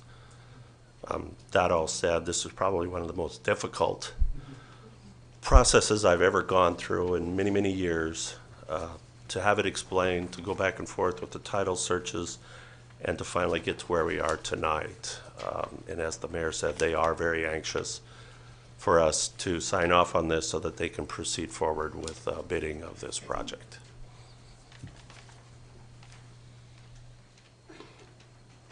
Any questions for staff?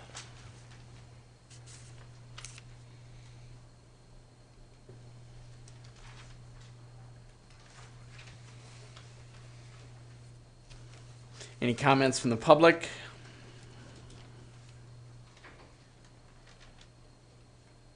Comments from council? I would take a motion in regards to Resolution 2020-024 for the sale of city property rights for Highway 77 Southeast Beltway. Councilmember Legban? I recommend approval of Resolution 2020-024. Councilmember Yerger? I second that motion. Cast your votes.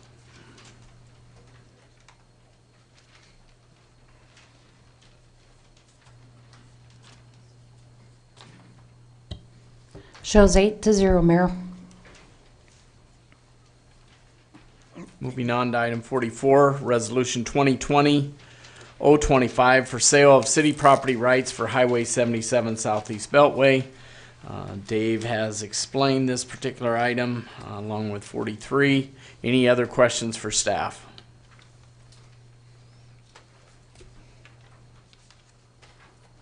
Comments from the public?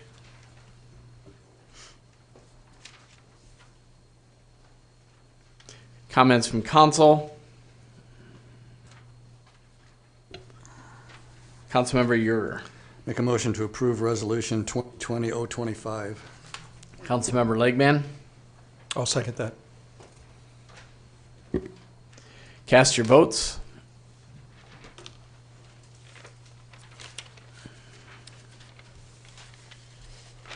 8-0, Mayor. Time is 8:30. We'll take a 10-minute break.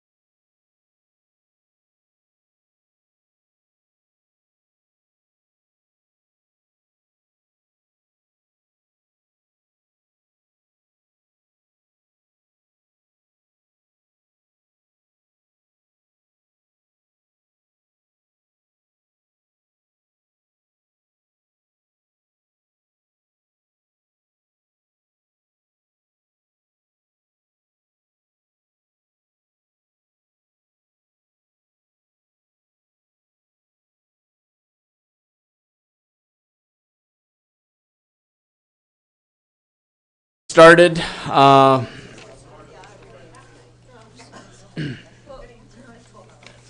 The consent agenda. All items in the consent agenda are considered to be routine by the City Council, will be enacted by one motion. There'll be no separate discussion of these items unless a council member or citizen so requests, in which event the item will be removed from the consent agenda and considered separately. The consent agenda at this time includes items 8 through 28, although 28's been moved down, so it's items 8 through 27. Are there any items to be removed from the consent agenda, either by the public or by council? Councilman Yerger? I would like discussion on item 15. I need to recuse myself on item 16. And I'd like discussion on items 19 and 20 briefly. 19 and 20? Yes. Just briefly. Any other items? Councilmember Jacobus? For reasons of having financials on them, I'd like items 21 through 26 pulled, and also discussion on number 27, and also 28, allow for discussion. I've had this discussion with Mr. Godekin that I was going to ask to have this pulled for discussion. Well, 28's already moved down. That was done as amended, so. So you want to pull 21 through 27? Correct.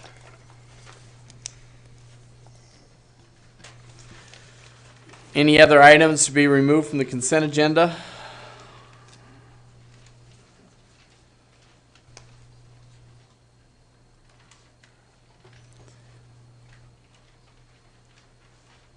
I would take a motion to approve the consent agenda items 8 through 14, 17, and 18. Councilmember McLean? Make a motion that we approve consent agenda items 8 through 14 and 17 and 18. Is there a second? Councilman Jensen? I'll second that. Cast your votes.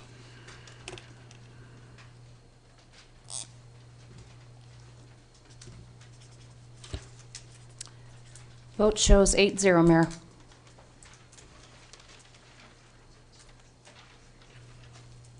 Item 15. Motion authorizing mayor to appoint Stan Darling to the Planning Commission and reappoint to the Housing Authority. Probably is a, it could have been 2 items. In either case, I'll give my thought process into this process. In regards to the Housing Authority, Stan has served the Housing Authority for several years. He currently chairs that. They're embarking on a 32-unit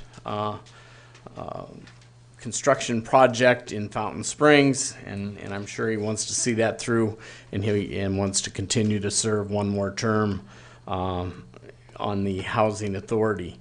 In regards to the Planning Commission, I did receive the list of 5 names that had basically been turned in over since January of 2019, and the 5 names were for all the items that all the positions available in the city. And I reviewed those. I've talked to Stan in regards to this position multiple times, and it's never worked out totally until this time. Stan is very qualified, will attend the meetings, and cares for the community. So I am making the appointment to the Planning Commission of Stan Darling, replacing Rory Bowen. Any questions? Councilmember Jacobus. And along the same lines, I will not take issue with reappointment of Mr. Darling to the Housing Authority. However, in times past, we've had this discussion that we are not appointing women to any of these boards and committees. And the last 3 appointments, you have said that we would do better towards that line. I have had some contact with 2 women individuals who would be good, strong assets on the Planning Commission. I don't know why we have to make that decision tonight, as the public is not aware that Rory Bowen was stepping down from the Planning Commission because he had a term to fulfill, I think of 2021. That said, both Ms. Julie Hindmarsh, who has planning and zoning in her background, has said that she would like to serve on the commission, and from my understanding, she did fill out an app recently. And then I received that at 12:40 today. And the other one I received was Stacy Heatherly at 4:39 p.m. yesterday. And I think those should also be considered. One person does reside within the city of Fremont, Julie Hindmarsh off Bramblewood. And the other lady, Miss Stacy Heatherly, lives in the Rainbow Lakes area, which is within the ETJ. So I'd like those 2 to be considered for this planning commission seat. It's a mayor's appointment. Last time I checked, I think I had that position. And my candidate is Stan Darling, and I'm bringing that forward for appointment. Councilman Yerger. Well, I asked to have comment on this, and so my comments will be limited, but I was curious, and you didn't indicate why Commissioner Bowen is stepping down. And I felt it important at this time actually to recognize his service as a planning commissioner and a service to the community. And especially since recently he set a pretty good example of how to properly handle conflict of interest. So I'm curious as to why he might have stepped down. But I'm also concerned about the fact that I don't know how many people even know that he has stepped down. I don't recall it being in the public newspaper or anything at this juncture. So I'm not sure how many people would have even been aware that an open position existed on the Planning Commission. If they were interested, they wouldn't have known that they had to put something in post haste. And that's of concern. I do think that these probably should be 2 separate items rather than to make appointments simultaneously at the same time. I also would like to note that, and it kind of goes along with something that Councilmember Jacobus brought up as well, but it's really something that Councilmember McLean brought up several times ago, and this goes back to when Planning Commissioner Amber Barton stepped down. And her position was filled with a male at that time. And I recall the discussion specifically, I think Councilmember McLean requested, and has repeatedly requested since then, that the appointments into city government need to be more diverse. And I quite honestly agree with her in that regard. And I recall also, I think, that, Mr. Mayor, you said you would address that concern in future appointments. There have been several to commissions and boards and committees, et cetera, since that pledge was made, but we haven't really had any satisfaction in that regard. I don't have any dispute with Mr. Darling's qualifications to serve. That's not my issue here. I just believe that Councilmember McLean's earlier insight about diversity and her recommendation needs to be a key consideration in filling positions at this time. And I think the council needs to ask itself, are there any capable or qualified female or minority candidates or fresh faces that could be put in a position of city governance at this time? It would be great for us to put some fresh faces in from time to time that have shown an interest in being involved in city government. My understanding is that even though you indicated, Mr. Mayor, that there were only 5 candidates on the list, when I came into council new and we were discussing candidacies early on, I was under the impression that there was a running list out there and it was 30 to 40 names long, and that people were not being selected off that list. And so I'm surprised to hear that there's only 5 on the list today. I did inquire of the city clerk as to who maintains that list and if it's continually kept current, because on our forms, you can make an application and it doesn't seem to have an expiration date. So if you've shown an interest in city government, one would think that would be a running interest and you would be contacted if there are open positions. So I'm surprised that there's only 5 rather than a much larger database to choose from. I just think that at this juncture, we probably need to make sure that we're seeking those that are willing to serve in government and we give them the opportunity to serve. In light of the fact that Mr. Bowen's decision to step down wasn't widely known, taking action on this immediately seems a bit premature. We ought to give the public an opportunity to sign up if they're interested and to give you a bigger candidate pool for at least selection. You might still end up with Mr. Darling, and if so, that's your choice and prerogative.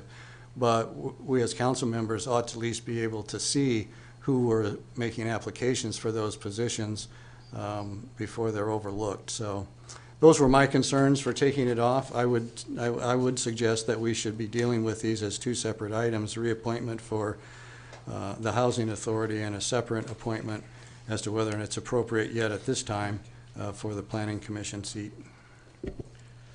So, just FYI, Mr. Bowen is seeking employment in another community and is not going to be here, so that's the reason for stepping down.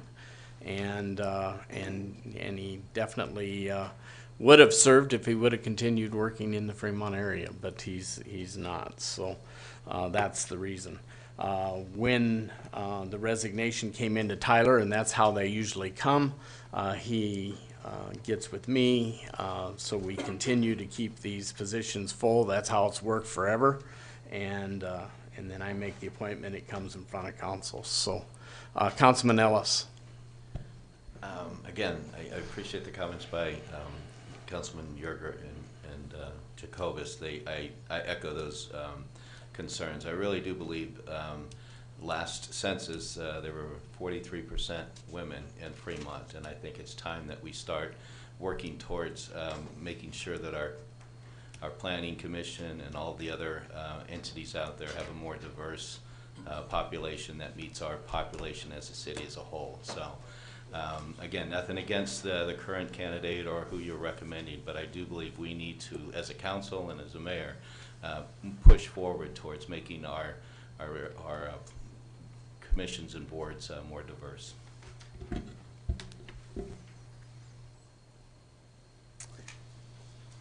Councilmember McLean. Well, I kind of feel like since my name's been bandied about here, I should weigh in at least a little bit. The mayor did appoint me, so I have to give him credit for appointing a woman when this vacancy occurred. So that was an important one, right? And I, when I saw this on the agenda, I went, oh, Scott. And tonight walking into the building, I was like, Scott, you're killing me. So I would like to see a woman appointed. I like Mr. Darling very much, though, and I think he would be great. So I'm very torn about how to vote on this, but ultimately it is the mayor's appointment. I do think we really have to look at this, though, and this planning commission now, they may have one woman still on it or not. I think we need to really seriously look at a woman on the planning commission. Mayor? Yes. I would prefer you do it as 2 separate motions. Yeah, I plan on it. Any comments from the public?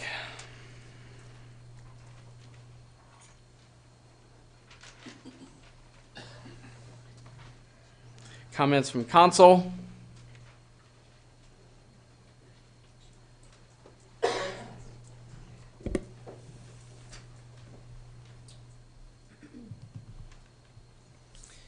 Mr. Mayor, City Council, I am Stan Darling. I live at 1650 North Clarkson. I've been here in Fremont since 1989. I am a banker. I'm well versed in real estate. I think I have a superior knowledge of real estate, not necessarily law, but application of codes and appropriate types of administration of our code. and I think I would do an excellent job on that, in that capacity. I've also been on the Housing Authority for approximately 20 years. I took over for Don Gifford and some number of years ago, and the mayor is correct. I would like to see this next phase of construction for the Housing Authority completed, and I plan to do that. But just one comment, I think it's very important to have someone of not necessarily a technical nature, but a vast knowledge of real estate and how it can be applied to our codes. I think that's probably the most important attribute of someone on that commission. So, thank you. Thank you.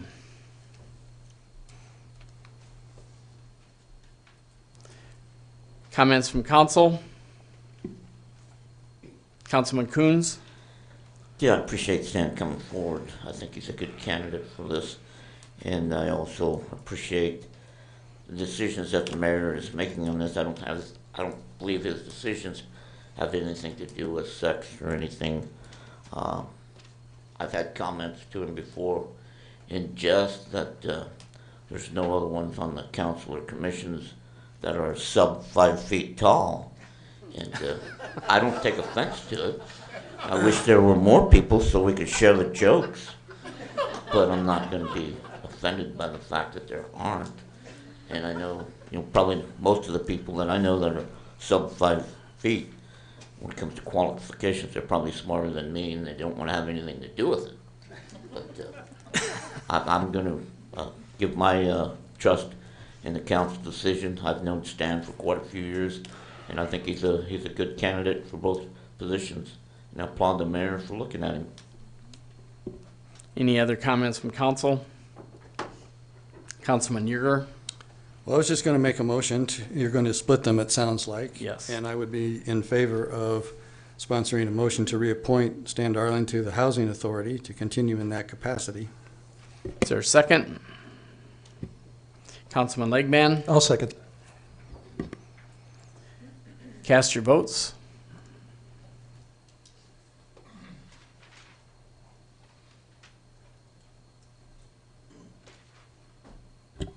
Motion shows 8-0, Mayor.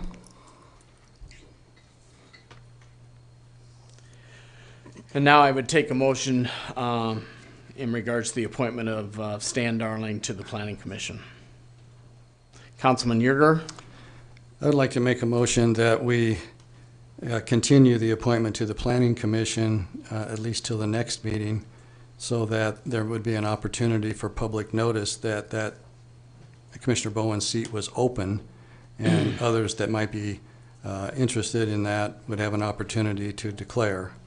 So I'd like to see that continued at least a meeting. Is there a second? Councilmember Jacobus? I'll second his motion to continue to the next meeting. Cast your votes.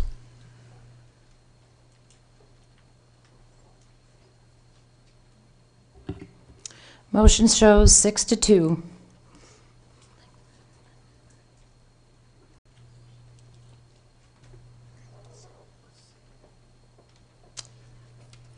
Moving on. Item 16. Resolution 2020-012 to accept master service agreement with CenturyLink for the upgrade of the Viper 911 system. At this time, we'll have staff report.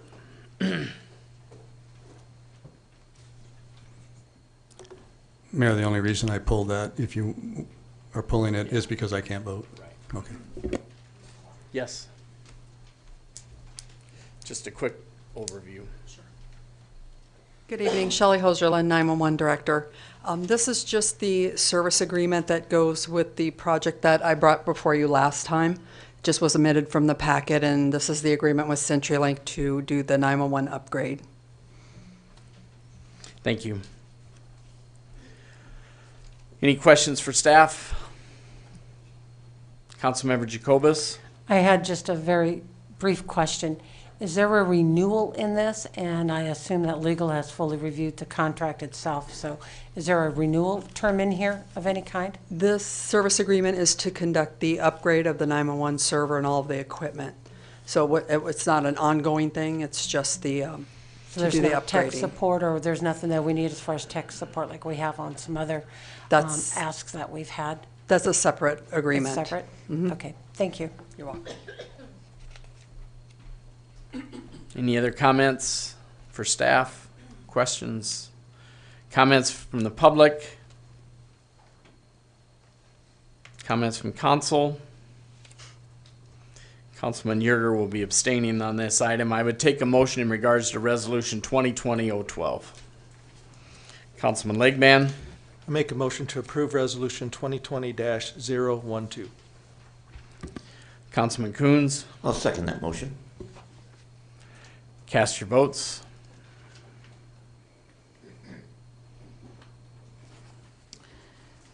Vote shows 7-0, Mayor.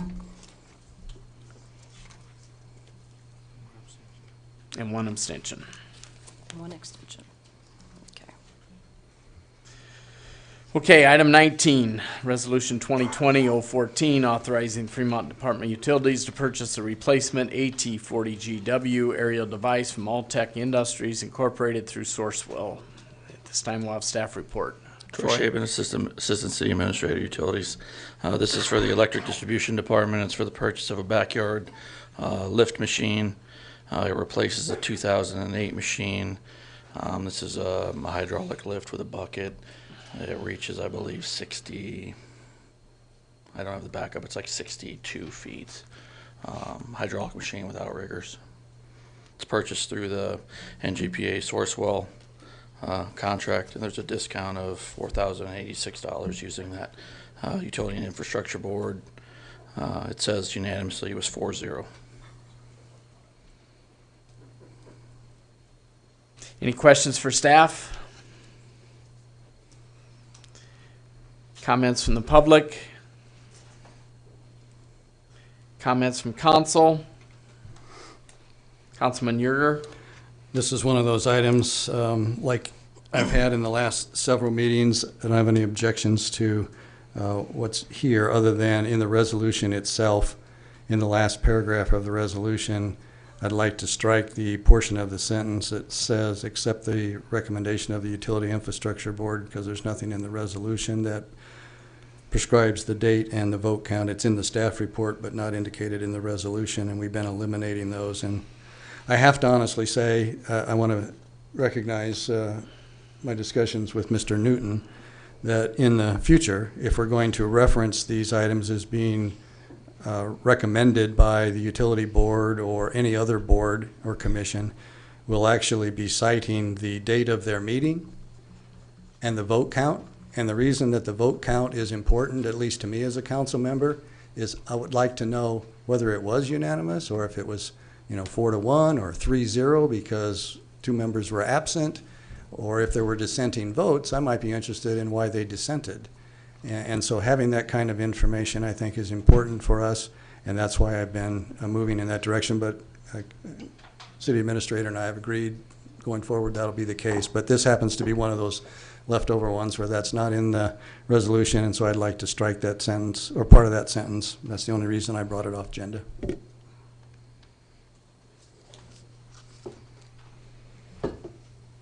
Any other comments from council?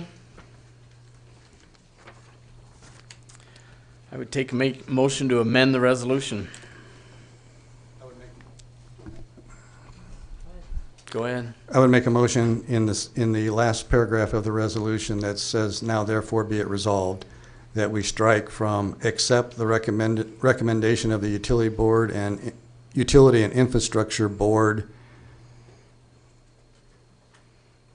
from that sentence, so it just reads, the City Council authorized the staff to purchase.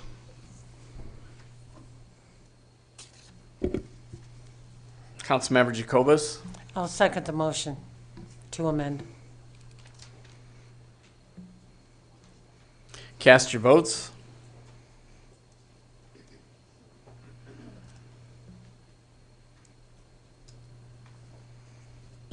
Vote shows 6-2, Mayor.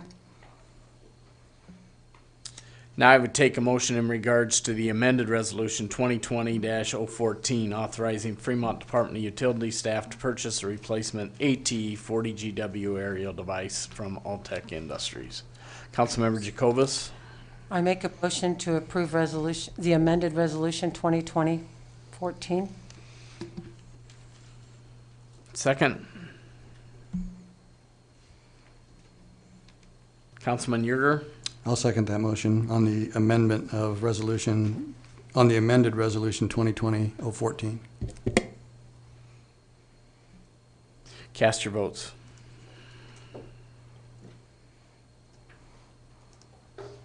Sorry. Okay.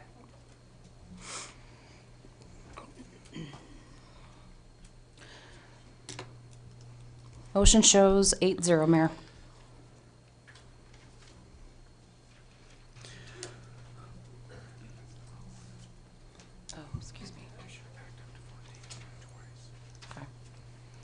Item 20, Resolution 2020-015, authorizing Fremont Department of Utilities staff to purchase a Bobcat E35 compact mini excavator from Bobcat Company through Sourcewell. Troy Shaban, Assistant City Administrator Utilities, is for the purchase of a mini excavator from Sourcewell contract. The discount from Sourcewell or NGPA is $25,306. It's a Bobcat for use at the warehouse facilities, and then it'll also be used equally amongst all of the utility departments as needed. The Utility Infrastructure Board voted on January 14th. It says unanimously. That vote was 4-0. Any questions for staff? Councilmember Jacobus. I did have a question. The other one that we considered, the 131, included tax, and this one does not. Do we pay taxes on what we purchase as a government entity? The city pays tax. All of the departments pay tax except stuff for sanitary sewer is not taxed. A lot of times, so one of them's taxed and one of them isn't. Just depends on how they submit their bids. This one didn't submit it with So tax. it's just roughly 4,000 higher with the tax. It would be, yeah. Okay, thank you. Any other questions for staff? Councilman Yerger. Once again, the only reason that I asked for this to be pulled was in the last paragraph of the resolution, same language, to remove the accept the recommendation of the Utility and Infrastructure Board to strike that portion of the sentence is why I had it pulled.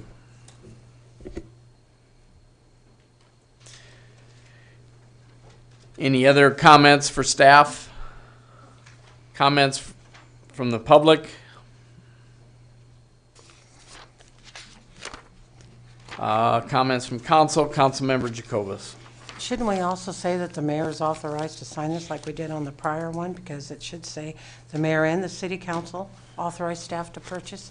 This leaves the mayor out of it. It says that the city council. It should say that the mayor and the city council. So I'd have to have that amended as well.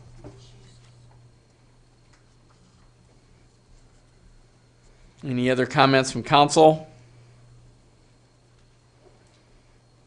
I would take a motion to amend Resolution 2020-015, interjecting the verbiage from Councilman Yerger and interjecting the mayor.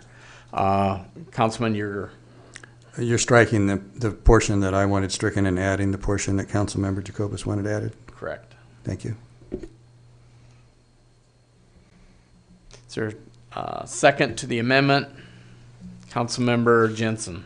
I'll second that. Ready? Cast your votes.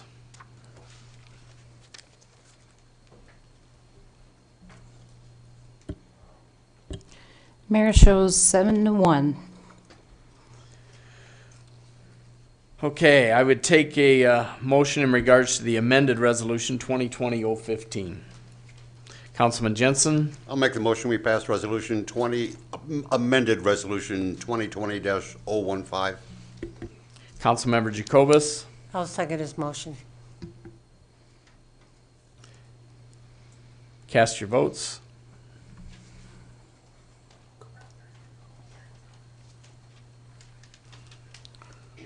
Councilmember Jacobus. Now she pushed vote ended. Now do it. Everybody vote, please. Thank you. There we go. Sorry about that. Okay, vote shows 8-0, please.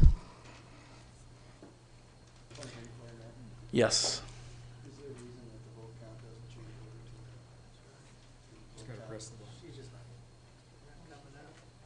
There's your results.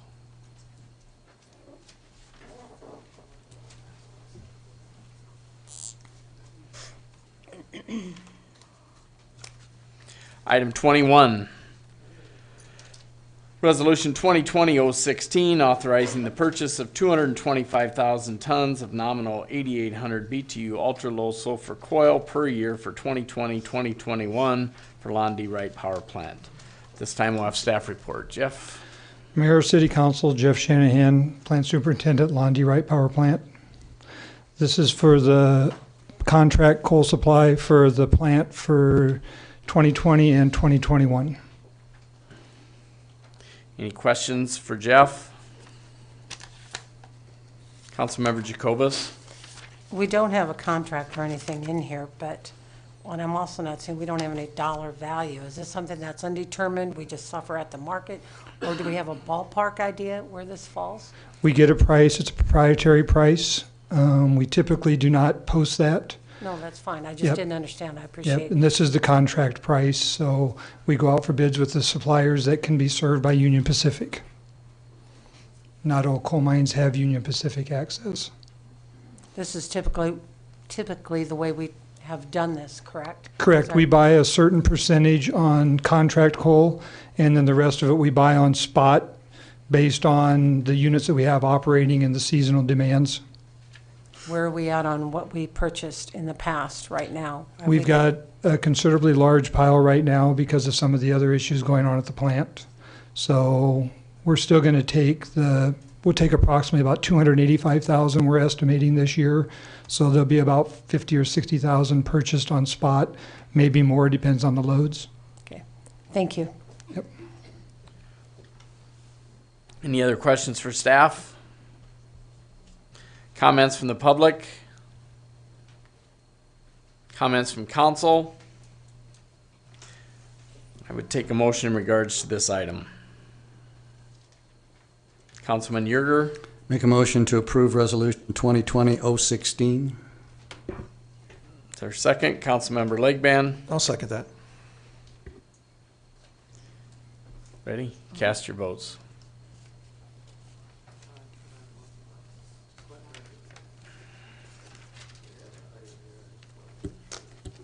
Votes show 8-0, Mayor. Item 22, Resolution 2020-017, authorizing a one-year support agreement with Honeywell for Londy Wright Power Plant Control System. This time we'll have staff report. Jeff? Jeff Shanahan, Londy Wright Plant. This is a support agreement. When we came to you earlier in 2019, we did a Honeywell's controls upgrade. Part of that upgrade required us to have a 5-year service agreement with them. We couldn't do it at that time because we were still going through the transition of what hardware was going to be removed, what was going to stay, how the licensing was going to go. We didn't get that resolved until later or early in December. So we decided to go with just a 1 year of the 5-year. So this is 1 year to get us the discounts for the hardware that we'd already approved. Later in the year, I'll come back with you for the additional 4 years that'll go and be part of that agreement now that we've resolved what hardware we have and what software licenses we're going to be.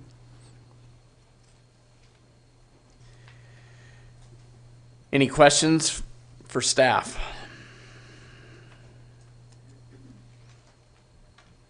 Comments from the public? Comments from council? Councilman Yerger? I just want to thank staff for the clarification and make a motion to approve Resolution 2020-017. Is there a second? Councilmember McLean. I'll second that. Cast your votes.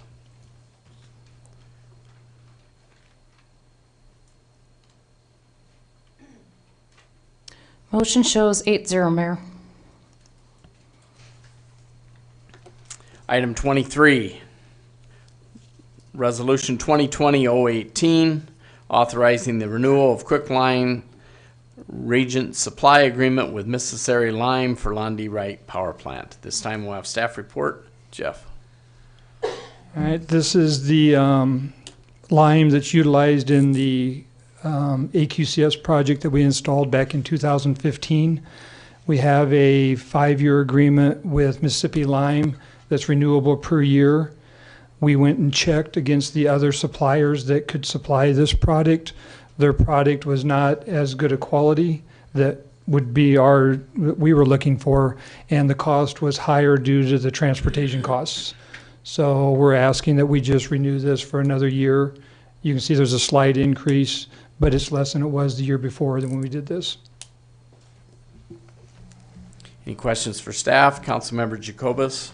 So with this slight increase, they're still below, correct, or what you had compared to, besides the quality being better, there's still a lower bid? Yes, yeah, they're considerably lower than the other quote we got. Okay, thank you. Any other questions for staff? Comments from the public?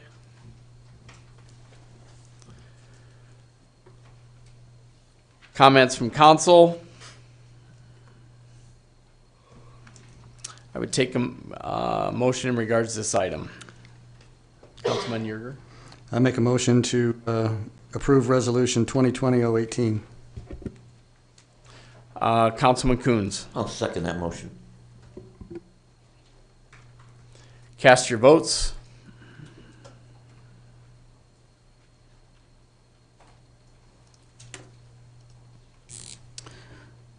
Vote show 8-0, Mayor. Item 24, Resolution 2020-019, authorizing a 3-year support agreement with Siemens for the induced draft fan variable frequency drive at the Lundy Wright Power Plant. At this time, we'll have staff report. Jeff. Mayor, City Council, this is a new agreement for us. We've never had a service agreement on this ID fan VFD. We've had some issues with it, and in order to get parts at a reduced cost and get technical support and on-site service support at a reduced cost, we had to enter into a service agreement. So this includes 2 site visits plus reduced cost in parts plus phone support if we have any issues with it. We asked in the first year, because of the issues we've been having, for a price for an additional 3 days, and that's why you'll see this one's the first year is a little bit higher than the next 2 years. And we're going to spend about 4 or 5 days going through it, and then we'll have another site visit in a couple of years from now. Any questions for Jeff? Thank you. Comments from the public? Comments from council? I would take a motion in regards to Resolution 2020-019. Councilman Coons. Make a motion to approve Resolution 2020-018. Councilmember Jacobus. Second his motion. Cast your votes.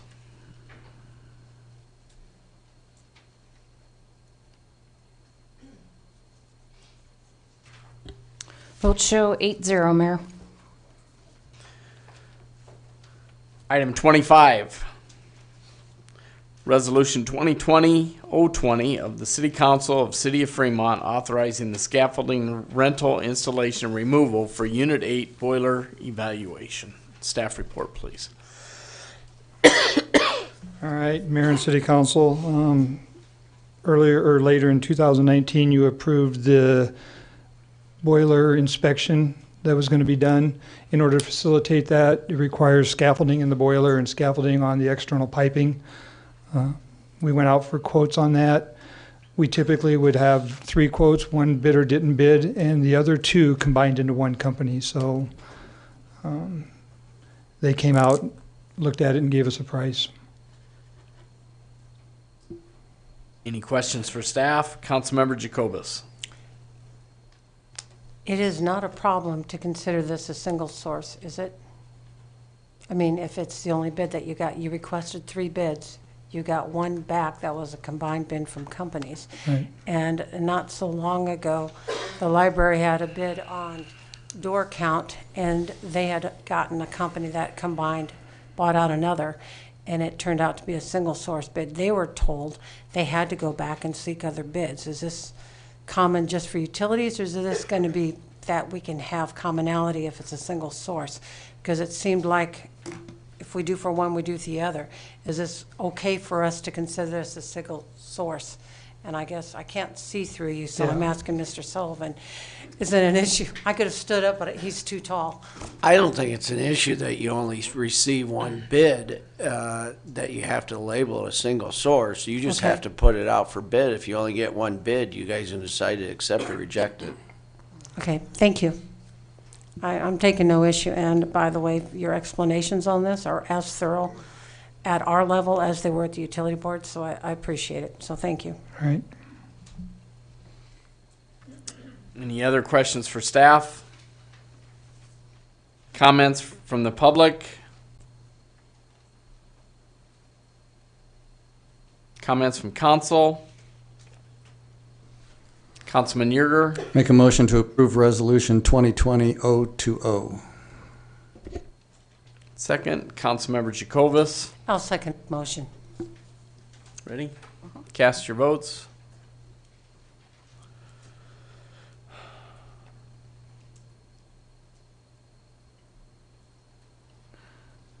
Vote show 8-0, Mayor. Item 26, motion authorizing the purchase of time clock plus software and hardware. At this time, we'll have staff report. This is one of the items that we talked about at budget time. We're purchasing new time clocks that will be able to use the key cards to clock in and out. In addition, it will do all of the calculating of hours for us, so that ensures that we're treating all employees fairly in terms of how the hours are documented. The Utility and Infrastructure Board considered this at their last meeting on the 14th and voted 4-0 to approve it and recommend it to the council. Any questions for staff? Councilmember Jacobus. Should this be in form of resolution, or is it just merely a motion that we have to authorize like we have on others? Because the others are all wrapped up in the resolution, and there's no resolution number tied to this. Doesn't matter. I guess I've deferred. I don't think it matters.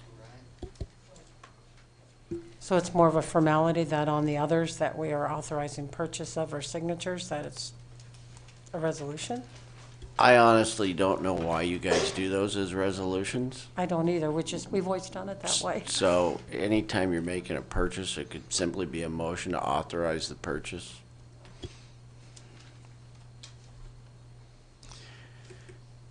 Any other questions? Comments from the public?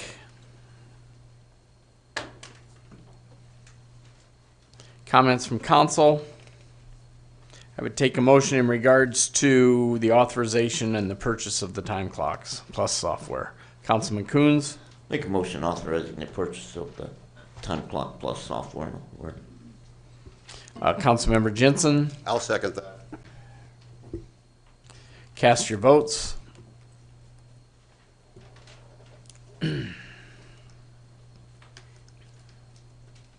Vote show 8-0, Mayor. Item 27, motion to make annual payment to Chris Kobach for professional legal services. Staff report. This is an item that was discussed at budget time. It's in regards to the ability, in regards to Ordinance 5165. Chris Kobach has agreed to defend us in regards to this ordinance. Years ago, when we went down this path, We felt we needed to have a control of what Mr. Kobach was saying and what he could do on our behalf. And so we created this professional legal service, so that gives us a little bit of leverage in regards to what Mr. Kobach can say in regards to the city of Fremont. That's really about all we have in regards to staff report. Any comments from the public?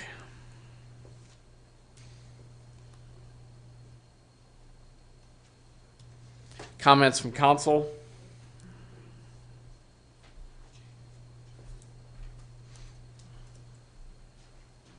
Gene Schultz, 2306 Gene Drive. Well, just as a comment, since nobody else did, I'd recommend that you pass this, because I think if anybody has to defend the ordinance, I think Chris Kobach is the one to do it. Thank you. Thank you. Any other public comment?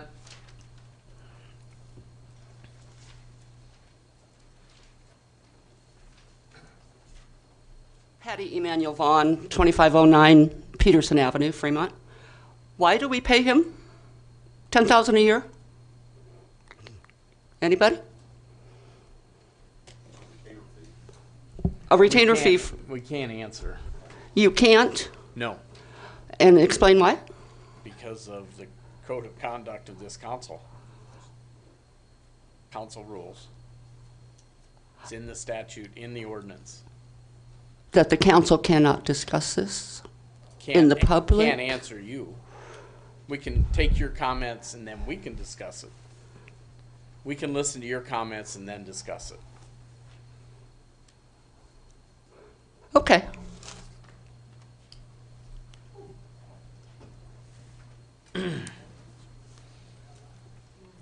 Any other comments from the public?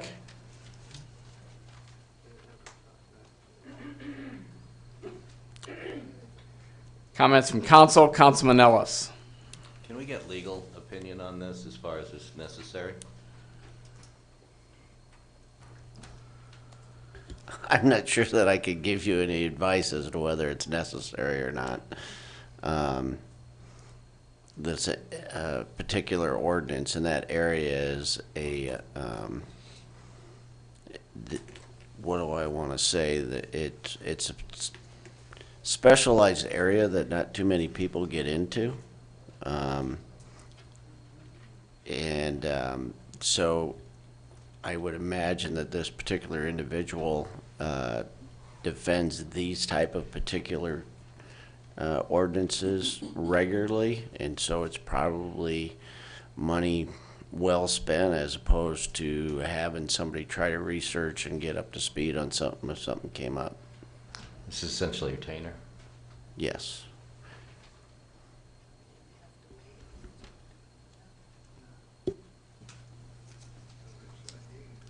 Councilmember Jacobus. I had asked to have this put on the agenda. It seemed to be an oversight. It typically, in the prior 3 years, we voted on it actually in the first meeting of December. That said, whether we're for it or not, this was voted in not once but twice by the people of Fremont, and it's something that they said they wanted. So I will continue to support funding the retainer. This is something that we have to Mr. Kobach by January 31st. So in looking through old stacks of paper, I noticed that, and that's how it got to the agenda. But it's something the voters voted twice, so I will continue to support it. Councilmember Legman. Yeah, that's exactly right. It is a retainer, and if we didn't have this and we get sued for that, it's going to cost us a heck of a lot more than $10,000. We'll probably be talking hundreds of thousands, if not more. So this is well worth the insurance. It's an insurance policy, basically. It's well worth it. Councilman Bechtel. Yeah, I think maybe part of what some people's confusions is because the agreement with Chris to, I mean, it was even my understanding was that Chris was going to represent us for free. So I think people are questioning the necessity of giving him this money. And I'm kind of interested too. I was always under the impression that he was going to represent us for free had we ever go to court for this. Have we been told differently that we now have to pay this retainer in order to keep him? I mean, if we don't make this payment, is he still going to represent us if something were to happen? The biggest challenge, and it's really what I said before, was the fact that back in 2012, he was definitely was the author of the ordinance. He was the author for the ordinance for many communities, and he was speaking a lot on behalf of a lot of communities, but the communities had no say-so in what he was saying about their community. And for us to have that control of what he could say and couldn't say is why we pay the retainer, so at least we have control of what he can and can't say. Now, if he already says it, that, you know, it's a challenge. He's in Kansas, we're here. Yeah. So. Okay, sounds good. Councilman Yerger? Yeah, I think that's been thoroughly thrashed, and I appreciate everyone's comments. I appreciate Mr. Schultz saying that we ought to continue this. I appreciate the city attorney's explanation as to it constitutes a retainer fee, but I do agree with the mayor. The most important thing here is that we're getting an opportunity to weigh in on what he has to say about us, as well as keeping him on track with regards to defending us if we need be, because he did take this to the Supreme Court with success. And so I think it's appropriate that we keep him in the loop in that regard, and $10,000 for our purposes of what the mayor had to say about our opportunity to speak on the issues and to use his services is well spent. Councilmember Jacobus? I'm sorry, I jumped the gun. I was going to make a motion to approve. Councilmember Jensen? I'd just like to ask staff, per article in the California, or the Kansas City Star, he's been providing names, addresses of people residing in the city of Fremont to ICE. Is that going to continue? We've gotten no requests for any such information for, not that I've known. Apparently not once. Yeah, I'm not aware of it.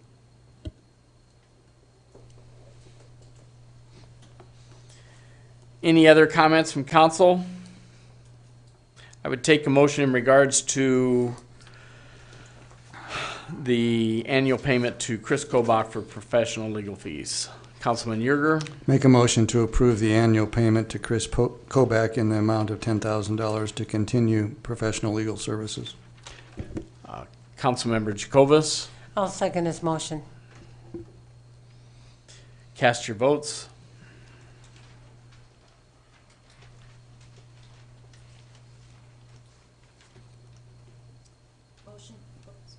Motion shows 7-1.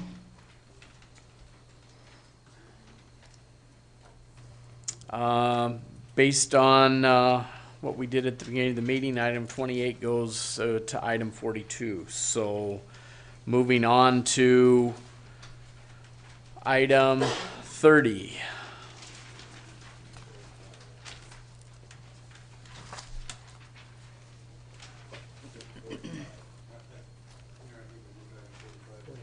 Oh, we did.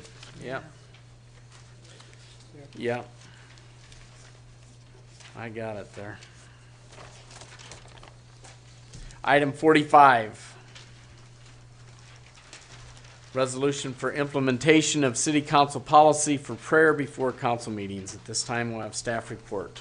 This is actually a Councilman Yerger item. We'll have his report first. This item was initiated back on November 26, 2019. It was drafted and ready for council consideration by City Attorney Tim Buckley prior to the December 30th meeting. However, action was delayed due to the shortened council agenda that evening. In early January, it was edited to include a time constraint for speaking, so we would be able to control that without any debate. And that was included in what was supposed to be the January 14th agenda. However, it wasn't put on that agenda either at the staff's request because of an anticipated long agenda for that evening. Since that time, the drafting city attorney has left the firm, so I added this item tonight myself on the agenda so that we could get to some completion on this. So here's kind of a recap of what the policy does. It sets the framework for the prayer policy. It sets the procedure for seeking volunteers for offering invocation, both religious and lay participants. It provides for non-participation by the public or the council by having the invocation occur before the official start of the meeting. That is, it's supposed to start at 6:55, it'll take 3 minutes, so it will be done before the meeting is actually gavelled in. Also sets a time limit, as I indicated, so that those invocations will be brief, and non-participating public and council members can be seated prior to the official start. Those are all considerations that were taken into account by the city attorney's work on this. I don't profess to own the document that's in the staff report. That's Tim's work. He did the drafting. I offered a couple of edits, and that's what's before council tonight. I do think that I've talked with city attorney, Mr. Sullivan, on this topic as well tonight. I would like an opportunity to entertain any council or public comment before he makes his comments, but I would entertain his comments after those as well before we proceed with this item. Any questions for Councilman Yerger first?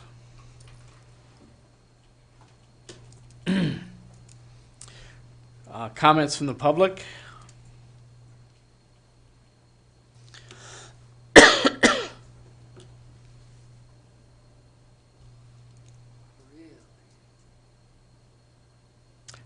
Comments from council. Councilman Yerger.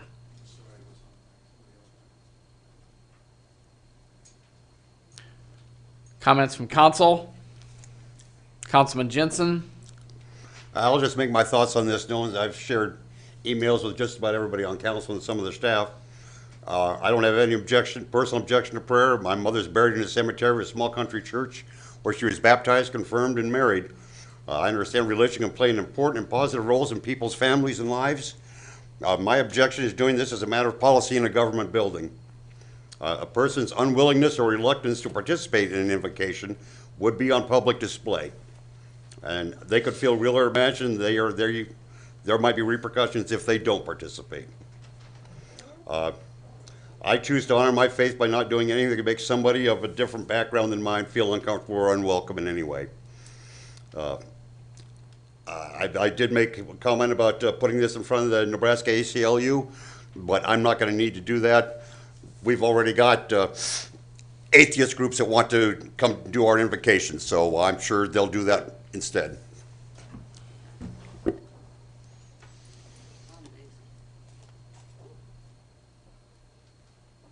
Councilmember McLean. Well, I think this is a somewhat controversial topic. I kind of am agreeing with Councilmember Jensen on this, and I think the statement, I choose to honor my religious beliefs by not imposing that on people and making others perhaps uncomfortable. I think it's even uncomfortable when we, I don't know. I mean, I'm a religious person. That has nothing to do with this. I almost think like a moment of silence might be appropriate, but this is a very complex, long drafted document that I feel could cause problems down the road. I just don't think this is broken. I think the pledge and a moment of silence, perhaps if we wanted to add that, adds the proper level of solemnity to the occasion of a governmental meeting. I'm just not sure we need this, and I am concerned about perhaps alienating people who may be uncomfortable. Any other comments from council? Councilman Yerger. If there aren't any other comments from other council members, I just wanted to, was there? Go ahead, Mark. Legal, have you gone through this? Because there's been some new things added. Have you gone through it and it is okay with you? Well, let me back up a little bit. So Tim had originally drafted that document, and that document requires an extensive amount of work work that needs to be done by the administration, locating religious groups, trying to make sure that there's diversity in there. The problem with trying to put religion and government together is there's law out there that says you can fly next to the sun, but you've got to have enough cover so that you don't get burned. And the problem is that cover requires a lot of work by the city clerk. We can't appear that we're in any way proselytizing any particular religion or section of religion. For instance, not necessarily we say, well, we've got a Lutheran in here, a Presbyterian, and a Catholic. Well, then you're going to say we're proselytizing Christianity. So the safeguards that are put in there by Mr. Buckley are based on case law that he's reviewed.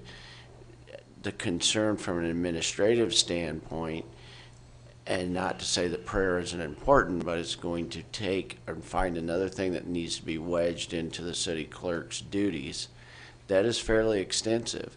So the city administration tried to wind some of those requirements down. We are now looking at whether winding some of those requirements down would put us subject to getting burned. And so we need some additional time to look at that. I have Travis in my office looking at that, but he's in the process of a 4-day trial. And basically, for every day of trial, you have about 3 days of prep. So he's been prepping for the past 2 to 3 weeks for this trial. That'll be over this Friday, and then we'll look at whether we can wind those things down. But I think wind down the amount of labor involved for the city clerk. But I think as you look to pass this, you have to decide whether you want to require the city clerk to engage in that level of activity so that you can have prayer. This does put a tremendous burden on Tyler, which he's not here to speak for himself, but which would probably go to Tina as well. But if you read through it, there is a tremendous burden on the city clerk's time, and almost to the point where I'm not going to say it would require another person, but it certainly is going to, logistically, it's going to be a nightmare. So council needs to think through that. Councilmember Legman. Yeah, I think Ms. McLean had a great idea of just even a moment of silence, because I'm all for prayer. I go to church every Sunday, which doesn't mean anything, but there's so many legal things going on here that I think we're setting ourselves up for some failure here. Councilmember Yerger. Well, for those that have some concerns, I thought that Tim Buckley did a pretty decent job in the first 4 or 5 paragraphs of the staff report explaining the basis for which this is allowed, all the way up to Supreme Court opinion and the like. So research in that regard, I think, gives us great comfort with what we're going to do. In the discussions that I had earlier with putting this back on the agenda and moving this forward with Attorney Sullivan, was that, in fact, they needed to spend some additional time looking at what he just explained. And so I thank Mr. Legman for having the attorney get to that point, because that's what I wanted to ask as well. How much does it take and what does it consider? And so I'm interested to finding out as to what that takes. I am a little bit taken back by some of the comments as to how overbearing this might be, since the applications for serving in the invocation area for the entire year are something that are going to be submitted at the beginning of the year, and then only. There's a cutoff date for those. If you miss the deadlines, you're not included for the opportunities for that year. And so as they look at that and the amount of time that's necessary, I'm interested in seeing how that works out. But I did agree with council earlier before this meeting that we would move this to further consideration at the end of February, thinking that that would allow adequate time for review. Is that still adequate time for review? Yeah, that shouldn't be any problem at all. Like I said, we just got into a bind in this month. That same situation doesn't exist in February. Okay. So unless there's other further council discussion on the matter, I would move to continue this item to the last meeting in February. Councilman Jensen? If you wish to do that, I'm all right with that, I guess. I don't see myself changing my vote. I don't know if we want to finish this today, we can. I don't see myself changing my vote where I'd ever want anything like this as part of policy. Is there a second? Councilman Bechtel? I'll second it. Cast your votes.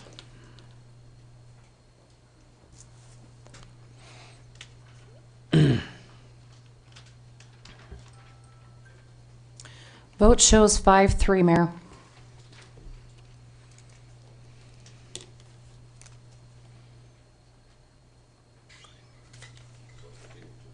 Continued.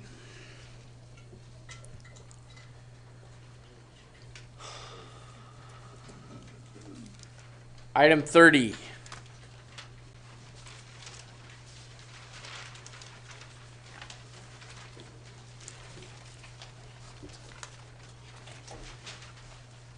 Ordinance 5518, repealing and replacing Chapter 3, Article 7, Section 3701 of the Fremont Municipal Code titled Municipal Library, Operation and Funding. This would be a first reading. It also has a draft from Councilman Yerger, Ordinance 5518, repealing and replacing Chapter 3, Article 7, Library, including Sections 3701 to 3707. At this time, we'll give the floor to Councilman Yerger. Okay, well, this particular item tonight deals with the changes in the library ordinance in municipal code, specifically in Section 3, Article 7. And it started out with a significant amount of work also done by City Attorney Buckley with regards to what the ordinance changes should be. That is, the ordinance was going to be changed one way or another. The original proposal was to, in essence, make changes to take authorities away from the library board in paragraph 3701 and to rely more heavily on paragraph 3705 as the controlling ordinance. And so try to make that be the ordinance that stands. The drafting that I did with regards to the library was to blend the requirements that are found in section 705 and 701 and to take into account the requirements that are provisioned in Nebraska state law as I see them as a layperson and in the Nebraska Library Commission manual with regards to the functionality of libraries. And I know that there was a lot of discussion in the documents that were presented as to whether or not library boards could be, quote, governing boards, or whether they had to be purely advisory boards, as some are arguing today that Fremont's library is to be nothing more than an advisory board. And in the research that I was able to find, Nebraska law and the Nebraska Library Commission manual clearly indicates that you can have either governing or advisory, or you can have a hybrid, a mixture. And in fact, Nebraska largely has a mixture, but we have about half of the library boards in the state that are of a governing nature or independent, as was on an exhibit that was proffered by the mayor at the last meeting. Others were rendered as being advisory. And a review of those, which is in the packet material that was offered for review tonight, some of those are actually hybrids because they actually give authority to their library boards with regards to the management of personnel. And when you do that, you're not purely advisory you're actually a hybrid. And so the work that went into the drafting that's before us in my version of 5518 is one that would craft a hybrid library system for Fremont. It doesn't eliminate the authorities and powers of the library board with regards to personnel matters, the hiring of a library director and an appointment that's ultimately reviewed by, and a recommendation that's made by the library board to the mayor, and the mayor appoints and the council approves. And then the library director has authority over hiring other employees, just as it did in the original municipal code in Fremont. 3701 had that authority in the first place. And what was being proposed is we were going to further restrict and take that away, as how somehow that was an error in previous judgment. I would argue that the analysis that was performed in large measure that was historical based isn't so important to us tonight as it is, well, what do we want the library board to be going forward? Who is in the best position to govern the affairs of the library? Is it the library board and the library director that are there on a day-to-day basis serving the public? Or is it City Hall who tells the library board and the director of the library how to run the library?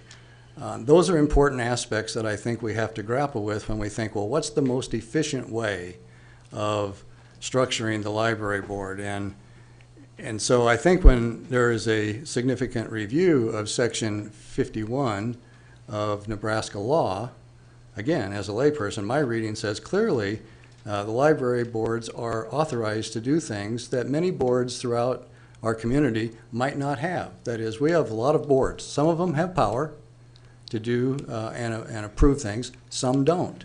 The library board, as it was originally structured years ago, had both. The state came along in 2012 and in LB 470 wrote a paragraph that said municipal code should take into account, give more authority back perhaps to the councils, et cetera, because they felt they needed to supervise or control better the personnel policies and compensation policies related to the library director. It didn't say that all libraries have to be advisory. And if that was the interpretation, I don't know if legal agrees that that was the proper interpretation back in 2012, but clearly state statutes in their code in Section 51 give considerable authorities to the library board, and personally I feel that it's appropriate to have those powers vested in our library since they're the closest ones to dealing with the public, and I would like to take their advice and counsel in that regard. And so 5518 is drafted to do that. It basically blends the original paragraphs 3701 that were originally in municipal code and modifies some of the terminology that was in 3705 to better fit the framework of a blended hybrid governing and advisory board with regards to those matters. It ties together the fact that even though the library would be doing the hiring of personnel, they still have to fit the framework of city handbook policies with regards to dealing with employees of the city. So it's not usurping city rights. They still have to work with HR and those kinds of things. The finance director would still handle the finances relative to the library. We have to keep separate funds. There's no claim in what I could find that libraries have to take over the financial function just because they're a hybrid board. So the policy that is before you for consideration in the version that I have written is an attempt to do a lot of those things. I'd be happy to take questions on some of the work that I did in research in that. I'd also be interested in any comment that the public would have with regards to the perception of how the library board should run and who's in the best position to know how to run the library and its functions, somebody in City Hall or the library board and its library director. Now we'll have city staff report. So when this issue came up originally, Tim Buckley weighed in and found that a particular paragraph was a carryover from the prior versions And so what Tim drafted was simply an amendment to the ordinance that removed that, because in 2012, his research concluded that that was a carryover from prior council. As Mr. Yerger said, that was a carryover from the way it was before. In 2012, City Council stripped the library board of that authority and failed to remove that sentence. And so what our attorney, Mr. Buckley, did was simply amend the ordinance to take that paragraph out. City staff certainly is not in favor of doing, amending this ordinance, except to do what Mr. Buckley said. I think City Council action in prior in 2012 speaks volumes of what they wanted. They wanted an advisory board, and that's what we have today. All our current boards that we have are advisory. Everything you have is advisory. In fact, you don't even take recommendations from most of the boards. City Council acts on them. So I'm not sure why you would want to cede authority to a board when you have stripped that authority in the past and you continue to act on every item that comes before you, even though boards consider those. You don't consider them, you take it on your own authority to act on them. So I'm not sure why you want to do this. Yes. So technically that language has already been removed by virtue of the passage of the ordinances that went to an advisory board. The problem is it's been removed indirectly or by implication of the ordinances that were passed. So we haven't really deleted it from our code, and so it's creating confusion. But because it was an older ordinance and it says all ordinances inconsistent, I believe is the word, with the ordinance that was passed and post this provision are considered void. But we had no procedural mechanism to take that out. So this is basically just to clean that up so that it's consistent with your current ordinance. Whether you want to go to an advisory board or maintain it as an advisory board, or whether you want to, and I would agree, you can also have more of a management board than just an advisory board. My only comment that I would make in that regard, it's not so much a legal question as it is I'm trying to understand the reasoning behind it. Is it would seem to me that I don't know that the library is anything different or special than your utilities or anything else, that if we are looking to remove this as an advisory board, I don't know why you wouldn't do the same thing with the utility board and any of your other commissions and allow them to run those departments. That just seems to be inconsistent, and I'm not really sure what about a library is special. The second thing I would mention is I think a lot of these library boards that have a bit more of authority are typically used in smaller cities where they don't have the professional staff necessarily to handle these items. Councilman Jensen. I guess before we spend a whole lot more time on this, I'd just like to say I attended the last library board meeting. The wish of the library board was that this be continued. They wanted to have further conversations with Councilman Yerger, with other people from staff. That my impression, Ms. Walker can maybe speak to that to some degree. That was what the library board wanted. They wanted this continued indefinitely until they had some completion of some more conversations. Councilman Legman. That's exactly what I was going to say. The library board doesn't even know if they want this. So I don't know why we're even pushing this. If the library board doesn't even want it, then why are we pushing it? Any other comments from council? Councilman Yerger. Well, a couple of comments with regards to what I was listening to there. I'd like to go back to the original assumption that was made back in 2012 based on the legislation that was passed that was inherent in the redrafting of paragraph 705 in Fremont's municipal code. And this particular LB 470 said, in summary, LB 470 would require local municipalities to approve the personnel policies of the libraries and the reading rooms, art galleries, or museums. There has been concerns in the past that these entities were not subject to adequate oversight, and this bill is intended to keep local municipalities informed and involved when it comes to personnel matters. Okay, what it didn't say there is you must become an advisory board. And so back in 2012, if decisions were made by prior city councils that, oh gee, we have a governing board, we need to move to an advisory board based on the passage of LB 470, I believe that was a stretch. And regardless of whether it was or it wasn't, I still come back to the fact is, how do we want the library board to operate going forward? And that's the consideration for this council.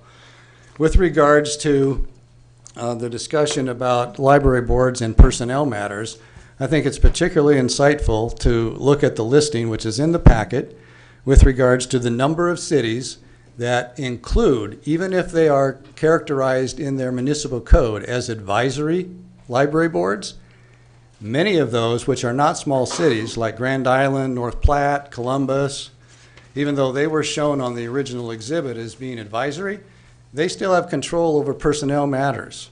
You can check it out for yourself on their website with regards to their own municipal codes, and that's why I said they're hybrids. They're not purely advisory, and that's what I think our library board should be as well. I think they're in the best position to know how many employees do I need.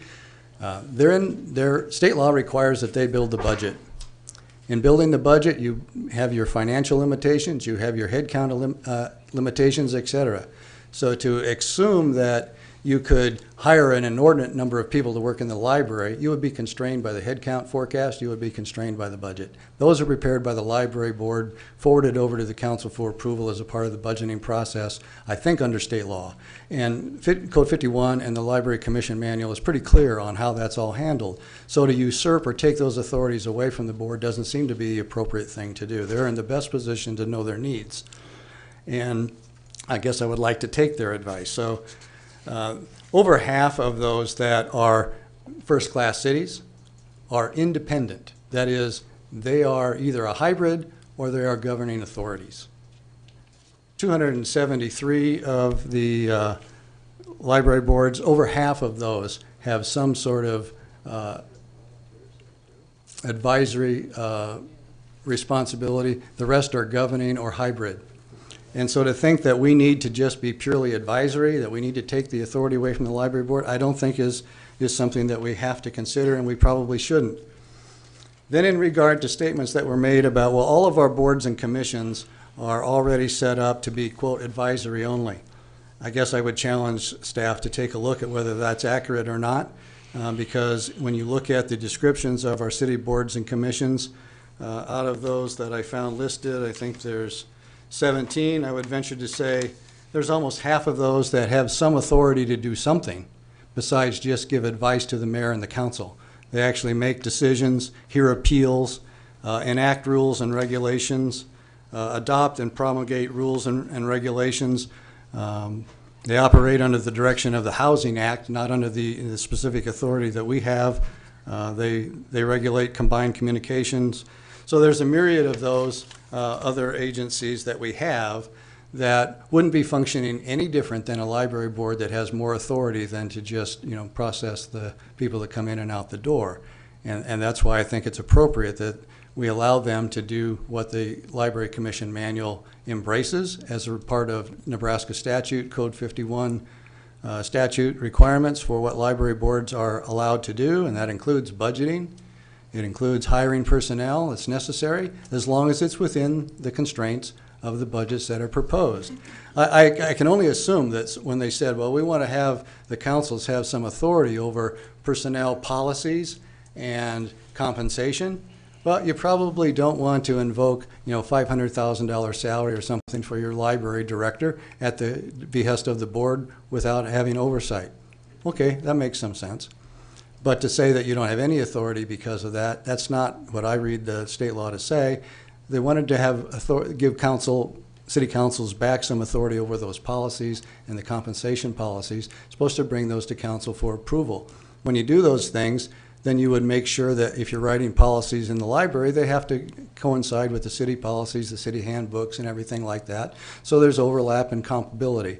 So I don't see any reason to take their authority away from doing that when they're in the best position to know their personal needs. And as long as they operate within the constraints of the budgets that they're mandated to provide, that makes perfect sense. So I'm okay if we continue this. I know that the library board did have some initial discussions on this. I know that from what I've heard in some of those meetings, not all the information that was communicated might have been totally factual. They have some concerns. And that's fine if they need more time to digest and decide whether or not the language here meets their needs or whether it doesn't. So I encourage them to do that. I'm perfectly happy if we take this up, let's say at the end of February. Is that enough time to give the library board another opportunity to meet and discuss these matters? No problem with that. There isn't a specific rush, but I do think it's important, excuse me, for us to solidify what the operations of the library are, and the code that we have in place today, 701 and 705, do render some conflict, I agree, and we need to resolve that as quickly as we can. Again, I just want to go back, I want to clarify a few things. Out of the 24, and I handed this out, and so it's in your backup, but out of the 24 first-class cities by population, showing the authority of the library board in section of municipal code, actually 7 of them are independent, so not half, and the balance were advisory. Bellevue, Grand Island, Kearney, Fremont, Hastings, Norfolk, North Platte, Papillion, La Vista, Scottsbluff, Alliance, Blair, York, Nebraska City, Seward, Plattsmouth, and Schuyler were all advisory. And they basically, so some clarity there in regards to those cities. Our boards in the community are appointed by the mayor and basically are a volunteer board except for the infrastructure board, and they basically provide recommendations, and they bring those recommendations to council. They do not in any way, shape, or form by statute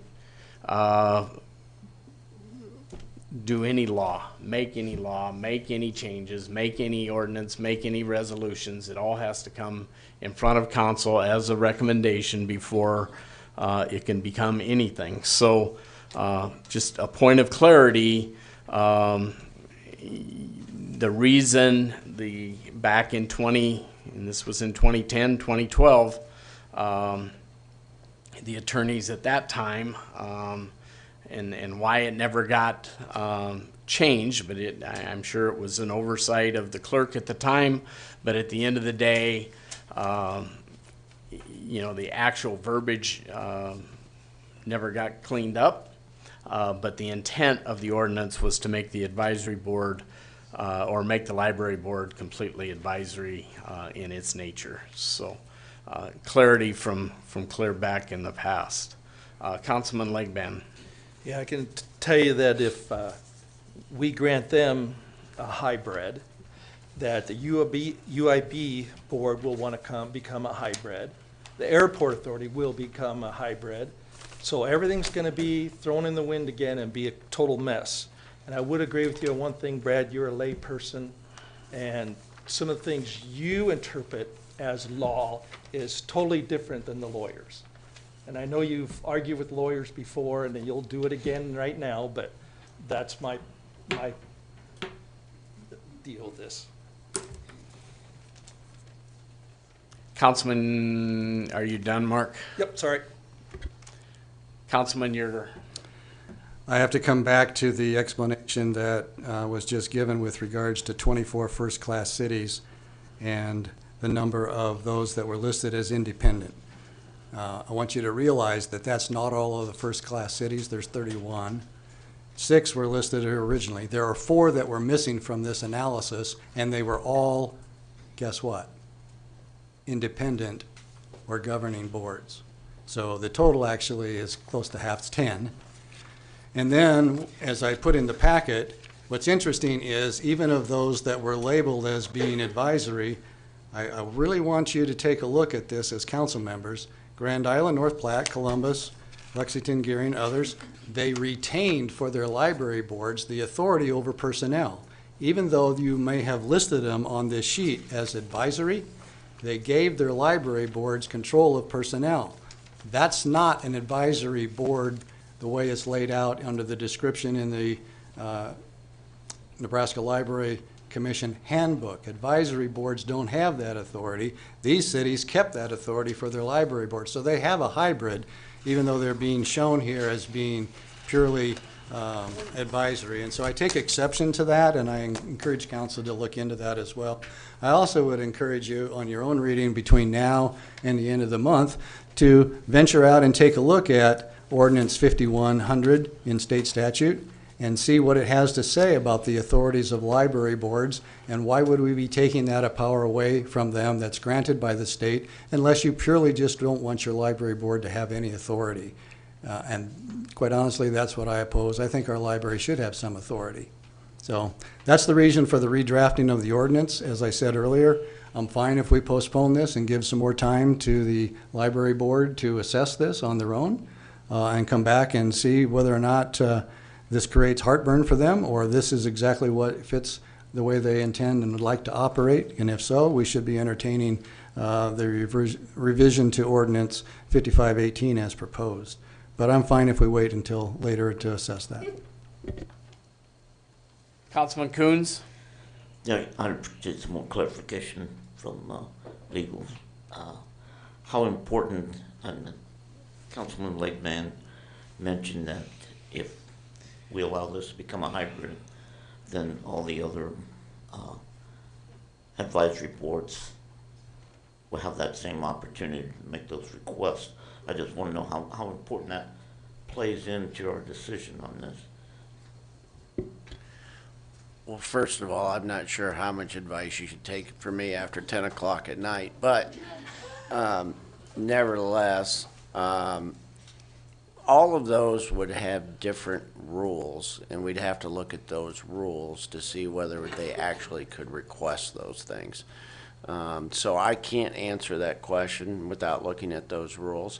Certainly, I would tell you that I would anticipate that sentiment, but you know, the library statutes are specific to the library statutes, and there's going to be stuff on airport authorities and otherwise that would have to be reviewed to see what additional authority that you could likely produce. But answering it now, I'm telling you right now, the sentiment would be well, it depends. A lot of boards would say, I don't want that. But you may get boards that are going to say, if the library board can do it, we want to do it too. But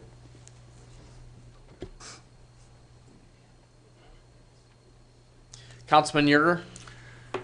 As a matter of clarification, I guess I'd just like to ask the council that's been looking and asking the questions about whether or not library boards are empowered. Nebraska statute 51-211 says this: the library board may, and I'm going to leave a little part of that phrase out and get to the point. The library board may appoint a suitable librarian and assistants, fix the compensation of such appointees, and remove such appointees at the pleasure of the board. That's Nebraska law. And a lot of those things that are discussed in Chapter 51 are re-resurrected in the Library Commission manual themselves, and specifically in that manual, in the last page, it says that cities are allowed to create both governing, advisory, or hybrids. It's within the authority of the governing body to decide what's best for their community, and that's what I'm asking us to take a look at. What do we think is really best for the way we can and should operate the library? And I'm asking the board to do the same thing. What do you think is the best way to run the library? And if you find that you need to have some of that authority to operate efficiently, then hopefully you would agree that you need to at least be a hybrid rather than a board that doesn't have any authority to operate. And for clarity, I think it says may hire a librarian and hire and fire employees, not shall, so. Just so a procedural point of clarity, and if I think I know where it's going, it may not even matter. But if I understand right, ordinance 5518 is the one that has been put up, and if we want to proceed with a first reading of the alternative, what I'd call the Yerger ordinance, we would have to make an amendment to move that forward. Councilman Legman. I'd probably say something and get in trouble. Councilmember Jacobus. What Mr. Yerger's point, one of the points that he's made is, state statute allows us to decide how we want to proceed or deal with the library board, whether it's an autonomous board or a hybrid board or totally underneath our authority. The utility board at one time was a board of public works, and they had the authority by state statute to retain that. Our lengthy consent agenda, et cetera, is lengthened considerably because we didn't have to consider all that in times past. That was something that the Utility Board of Public Works considered because they had legal statute authority to make decisions. We authorized the capital improvement plan and the expenditures, et cetera. That was undone, but not by my choice, but that was undone. So now we have something that I guess when I'm hearing either 2010 or 2012 has remained in our books for 7 years.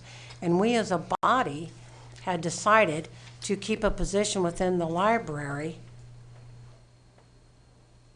as a full-time position at the end of October, and it's now almost 4 months later and it still hasn't even been posted because we still have this gray area.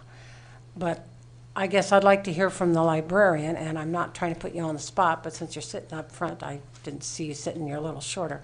But I'd like to find out what was the actions of the board. Obviously, you were at it, and I did read the article in the Telegram concerning that, but they are choosing to delay this so that they have time for a meeting, and then when would that meeting be? And a point of clarity, just because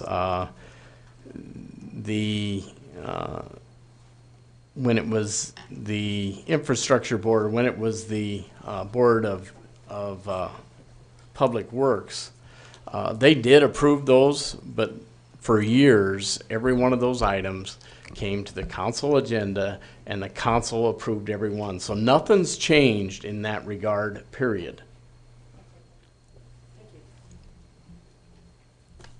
Tina Walker, Library Director. I was at the board meeting and they had several recommendations. They were concerned that whatever they decided was going to get confused because they were confused. The ordinance as written by the city attorney, 5518, to strike the 3 lines, they abstained because they were confused by what that would mean, but they did not want that to pass. Article 7 is, we were describing it for Councilman Yerger's section. They want to continue that so they have a chance to meet with him. They were confused by what that would mean. Some information they were given kind of set them back a little bit. So they want to meet with him and verify what their actual roles would be. As Larry Yursek pointed out, he's the board president. He's been on the board for many years. Even if the authority was given back for personnel, nothing would be different than what the board was doing 10 years ago or 15 years ago. Everything else would be the same other than that they have the authority to let me hire people in the library. I also wanted to mention that I work directly with these Class 1 cities, and those that are even listed as advisory boards handle their own personnel in the library because the library is a different animal. You've all heard this. What do you do in the library? Nobody even knows what we do because we are a different section of the city. We are off on our own little island doing our own little thing, and we feel like we would like to have a little more control over what we do over there in our little island. This is one way to do that. Any questions? Councilman Legman? Nope. Councilman Coons? Yeah, I have one question that I feel is very important. You said that the library board wants to meet with Councilman Yerger. Why don't they want to meet with me? They want to meet with council, period, to discuss. That's not what you said. You said... Right, because he wrote it. The library board wants to meet with Councilman Yerger. Yes, because he wrote it. So, you know, if you want any support from me, That's not the way to go about They've it. been instructed that they can't meet with all of you, that they can only meet with They a can meet couple with of us you. one at a time. They can meet And with a I've never couple of been- you. Okay, I'm just telling you Right. my honest opinion, how I feel. They were I instructed feel to meet with council. insulted that only Councilman Yerger is. I didn't say only want to meet with Yerger. I said they specifically want to meet with Yerger because what his write-up was written as was displayed differently in the verbiage. You can call it whatever you want to call it. I'm just telling you how it made me feel. I'll tell you. Take it or leave it. The recommendation to the city council is to continue this item so that the library board can meet with the council and get the answers that they have on the entire Article 7. That was the recommendation to city council. That includes everybody.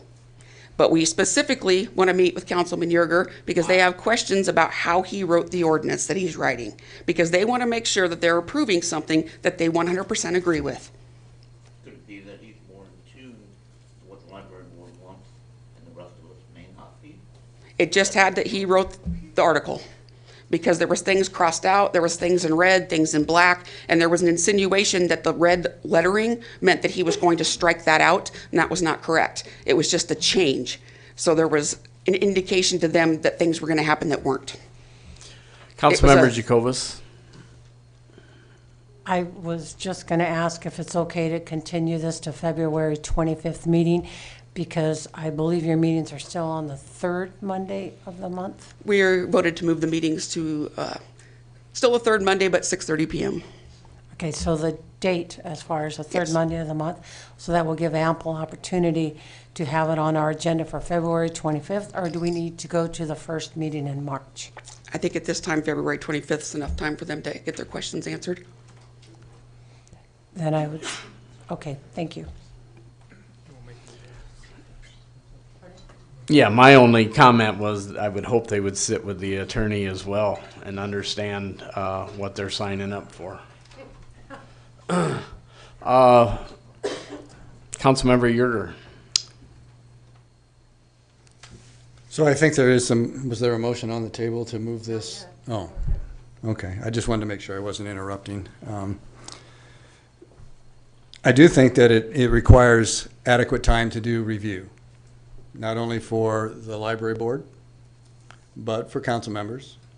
A lot of material was placed in your packet so that you could get educated on this process and the things that went into the underlying rationale behind the writing of Ordinance 5518.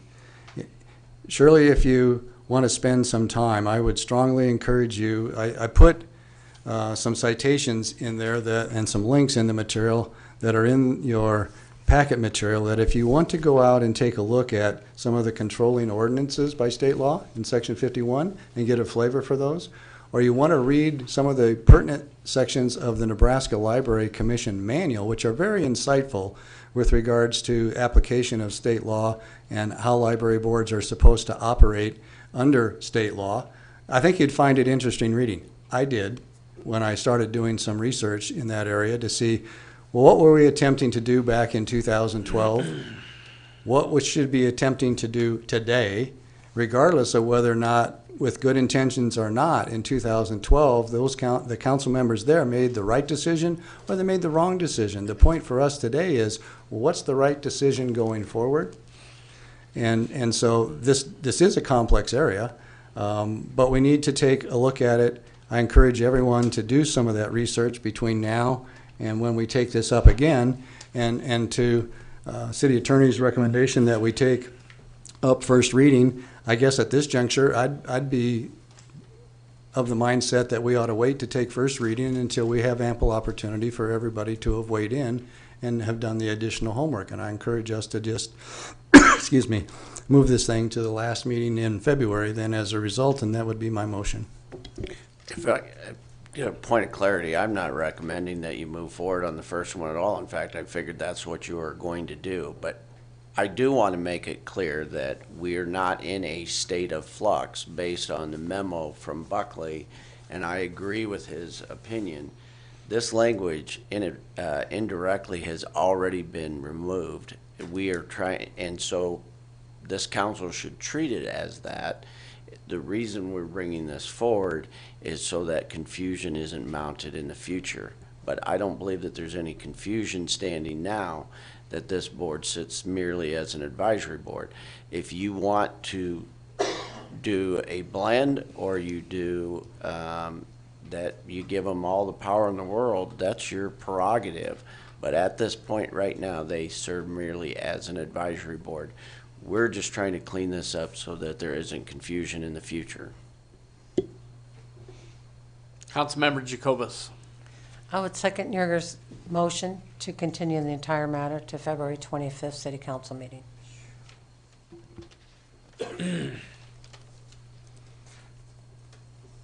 There's been a motion and a second. Cast your votes.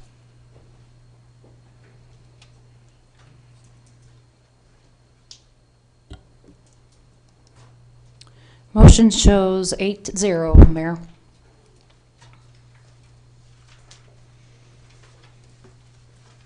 Item 31. No, because it's just continued. Okay. Ordinance 5517 to create a clean energy assessment district. The established definitions to provide for financing, administration, and collections to promote energy efficiency improvements in renewable energy systems known as property assessed clean energy. This would be for the third and final reading. Lottie. Mayor, City Council, Lottie Mitchell, Grant Coordinator. Tonight we're here to hold the third and final reading of the ordinance to establish the Property Assessed Clean Energy District in Fremont. We've discussed this a couple of different times, but I'll give a quick overview to refresh us. PACE is an economic development tool giving developers an alternative financing mechanism for qualifying energy conservation measures. PACE allows for long-term, fixed-rate financing that is secured by an annual assessment on the property that is paid to the county clerk. The financing is issued by a third party, typically a bank. There are no public funds at risk, and there is no city or taxpayer liability. The intent of this program is to incentivize the reduction of energy and water usage and generation in our community. Some examples of qualifying energy conservation measures that could be financed by PACE would include a commercial boiler, a new HVAC system, LED lighting, and insulation. Originally, we had proposed that our PACE district would be defined by the City of Fremont city limits. You'll notice in your ordinance and backup material that we have added language to expand the PACE district's boundaries to also include our 2-mile extraterritorial jurisdiction. The program would still be limited to commercial and industrial projects. This includes multifamily residential properties comprised of more than 4 dwelling units. The reason for this is that within our 2-mile extra ETJ, those are our utility customers as well. And the intent and the goal of the program is to incentivize the reduction of energy and water usage and generation. We should be including those as well, as they are our customers. You'll also see new language in the supporting documents further clarifying that a project applying for PACE must be properly zoned to be eligible for PACE. Once the ordinance is adopted, the city's responsibilities include publishing the program guide, application and fee schedule, accepting applications including the application fee, review the applications and approve or deny, issue letter of qualification, review, approve, and sign PACE assessment contract, receive administrative fee at closing, receive an annual fee for program administration and annual report, and is responsible for filing a lien if a payment is missed. Again, there are no public funds involved, therefore there is no risk to the city or taxpayers, as the city is not issuing the financing, but simply agreeing to administer the program and file a lien if the property owner should miss an assessment payment. Costs associated with administering this program are covered by the applicant. They are as follows: a $1,000 application fee, an administrative fee of 1% of the loan not to exceed $40,000, and an annual fee of $500. That is all collected by the city. The documents included in your backup show the edits made between Councilmember Yerger, Chris Peterson with Pace Sage Capital, our legal counsel, Brian Newton, and myself. Any questions for Lottie?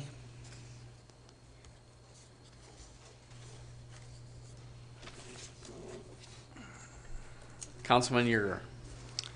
First of all, I'd like to say thank you. You incorporated a large amount of the suggestions that I made, and so that's very much appreciated. I came down to where I've got a couple of minor things, and then I have some questions about what we didn't do. And I'd like to get some clarity for myself and the rest of the council as to why. I'll start with the simplest one first because it's rather mundane in some respects. But on the application form itself, in the header, we missed changing send this to the City of Fremont Grant Coordinator. It probably needs to say District Administrator. Minor item. More specifically, I'm interested in why in the ordinance language in subparagraph G, which originally had language in there establishing some criteria for the sections of state law that are not currently being implemented with regards to our PACE practice program in Fremont. And those paragraphs were in there specifically saying that, well, we don't have a debt reserve requirement. 133209 lays out the foundation. Well, we're not going to do that now, but we might want to in the future. And so we had language in there that says, well, in the future, you know, we might be able to do this, but we're not incorporating, we're not authorizing those kinds of things today. And so I'm stricken by why did we decide to take that language all out rather than to leave that language in that says, yeah, state law that we said is encompassed in all of these paragraphs we're embracing, except that we're not implementing these particular state statutes at this time. We may in the future. Why did we decide to strike that language for we'll implement them in the future if we need to? Brian Newton, City Administrator. We talked to Chris. He said to strike the thing if you have any concerns about any of the debt losses or any of the funds, just strike it. And so we are not, this only applies to residential. We're not doing residential. And so if you ever wanted to amend our plan, you're going to have to go back. We can always add this back in the future. Well, I understand that, and that was the question, and I thought that's what the language is originally trying to do, because back at the beginning of the ordinance, it says that we're essentially following 133201 to 133211, and that would include these paragraphs that we're technically not yet following, that we may want to follow in the future. And I thought I liked the original language that said we're not implementing these particular statutes at this time. We may in the future, and that would have to come back to council for reapproval, rather than we're approving everything from 13201 to 3211 at this time, because that's what it implies we're doing. This paragraph helped to codify that we're not implementing 3209 or 3208 or 3207 at this time. We're holding those in reserve. I just appreciated the previous language and wish we hadn't stricken that. We also have to amend qualifying property, because right now we specifically define it as commercial, multifamily, or residential. So even if we were going to get into residential, we'd have to go back in here and completely modify that to allow us to do residential. So. Then there are a couple of questions that I have for you in the program manual itself. One has to do with the fact that we're going to implement retroactive implementation of this policy. That is, if anyone has outstanding permits as far back as, I don't know, it could be a year or more older, this ordinance is going in now and prospectively, but we're going to allow retroactive application of this. And I guess I would have to question whether or not we're typically in the business of putting in resolutions, ordinances, practices, et cetera, and retroactively allowing folks to participate in this. It seems to me that if they wanted to participate, rather than building in retroactive application, which is something that we might want to think twice about as having that being a regular policy, why couldn't the folks just reapply for their permits and be current and then qualify under the PACE program, rather than forcing the council to approve this material as though it's retroactively applicable? If somebody has a building permit, yes, this language would afford them the ability to apply to PACE, but to reapply for permits, I don't know that that's a process that we practice right now. Why? I mean, then you would I'm just repay all looking for your a way fees. for them. I'm looking for a way for them to be able to qualify. I'm not trying to disqualify them. I'm trying to figure out a way that they could be qualified without forcing the council to do retroactive implementation of a document that we're just considering today on final reading. Why isn't this going forward. Most ordinances, most resolutions, most applications we approve are date certain, or 15 days down the road. They don't go back a year because somebody has a historical permit. I do feel that it was written that once this is passed, future projects, if they applied for their building permit Monday and they came to us the next Tuesday, they'd be eligible to apply for PACE. I don't think that it was intended to be translated the way you're translating it. We passed the ordinance, 15 days later it becomes law. Moving forward, those projects can apply. I don't think it was intended to retroactive. You think my reading as to somebody that has a permit that's a year old can't qualify without reapplying? If they have we need to clarify, but as I interpreted, if they have a permit that's a year old today, prior to this becoming an ordinance, no, they're not eligible for that project. But we would need to clarify that. I had not interpreted it in that way. Well, I would encourage us to take a look at that before we pass this on final reading, because I would be opposed to allowing retroactive implementation. And if that wasn't your intent, we need to make sure that that language is correct. The other thing that gives me pause is, and we had considerable discussion about this, and that is what kind of a committee is going to work with the district administrator. And it looks like we're still in divergent points of view relative to what kind of a committee this is. And so can you clarify for me, is the expectation that this is going to be a mayor's committee under Fremont Municipal Code? Yes, Okay. it is not. This program does not involve city dollar. It doesn't involve taxpayer dollars. I don't know that it needs to afford a board that would require public input. Well, here's my problem with that, because Municipal Code 2110, mayor's committees, they may be appointable without council approval. That's not the issue. The real issue here is that ordinance says that a mayor's committee can only report back to the mayor.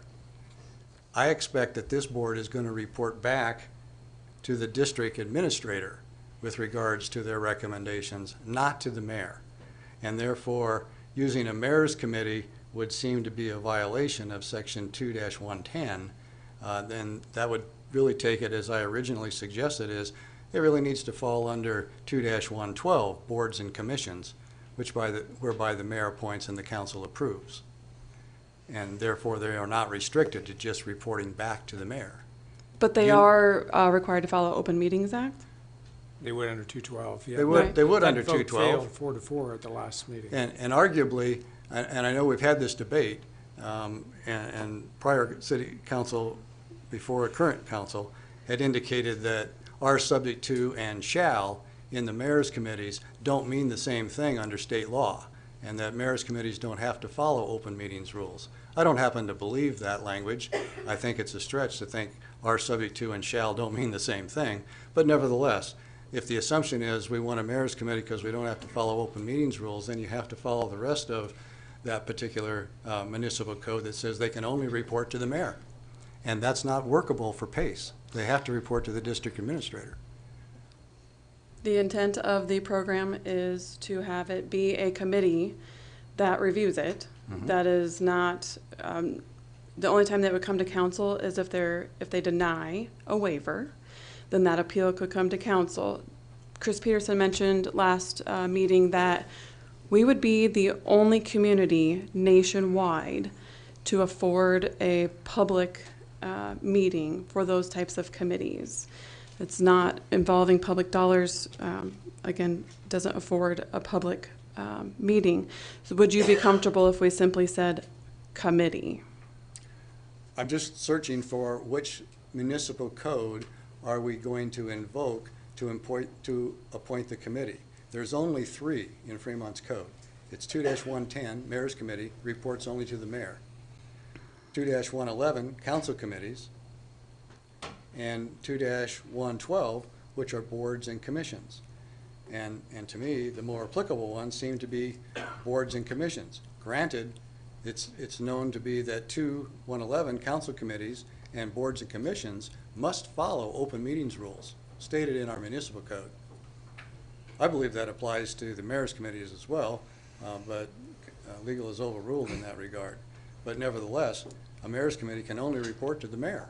That's problematic, because you need that, if you're going to be the district administrator, you're going to need the input from the board. And under the guidance of 2-110, they can't give it to you. They can only give it to the mayor. I don't see how we get around that with current code. Pat, do you have a comment on that? I'll bring you through this. I don't, but again, these type of issues should be presented to me well in advance, as opposed to the meeting tonight and try to sort these issues out. That's an impossibility. For council's perspective, these questions were raised. They were part of the questions that I sent in originally. I think you'll have to admit, Lottie, that these are part of the questions I had. I had a concern about the type of committee. I had a question about the retroactive implementation. And I had a question about those Section G items that were being stricken. So I did ask those questions well in advance, and I received answers. So. Well, they haven't been submitted to legal, and that may be a council issue, that may be an administrative issue, but I don't think those have been submitted to our office for review. Well, if that's the case, and I certainly entertain councils having a chance to weigh in, but then if that's the case, I guess I don't think we're ready to proceed with third reading this evening. Tim did get them, because we copied Tim when we got them, so. But he didn't have any comments on them. Pat? No, he was. And we did vote whether this was going to be a council committee, and that was a 4-4 vote, and it failed. And that was at the last meeting.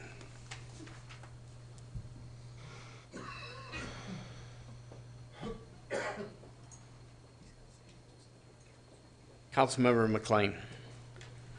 Yeah, I just would like to speak to this briefly. I feel like we have discussed this PACE program almost ad nauseum, and it's not rocket science. We're not reinventing the wheel. I applaud Councilman Yerger for his attentiveness to all of this detail, but I think we're getting into an area of debating things that aren't, I mean, as Lottie has stated numerous times, there are no public funds involved in this. It is a loan program administered by a bank.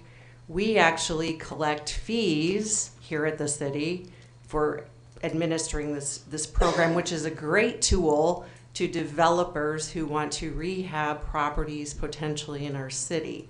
From, I believe, even the last meeting, Councilman Yerger prefaced his hour of questioning on this with the comment that he thought it was a great program and wasn't opposed to it. But yet here we are. I feel like the horse is dead. Let's get off and vote, because I think these questions about, we have a mayor's committee for Keno grants, and it comes back to the board. It doesn't die and just go to the mayor. And I think we're overreaching, overthinking this, and I would really like to call for the question rather than continue this. I just feel we've spent a lot of time on this. It's not that controversial. We have other items that are important that we should probably get to. So I would like to call for the question on this. Councilman Legman.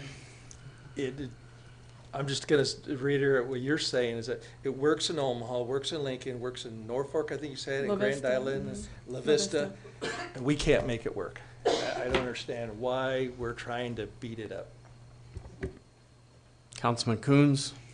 Yeah, I appreciate your analogy, Councilwoman McLean, and because I think we've talked about this long enough, and I think everybody's in agreement that it's a good deal, so let's just push forward with it.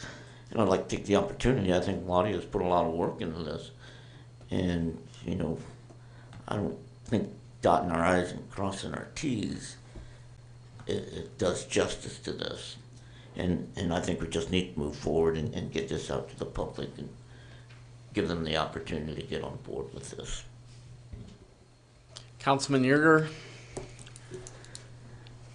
Of the 4 issues that I raised, actually one of them's just a kind of a clerical thing. So of the 3 issues that remain, to me, the significant ones, even though I would prefer item G language to be there.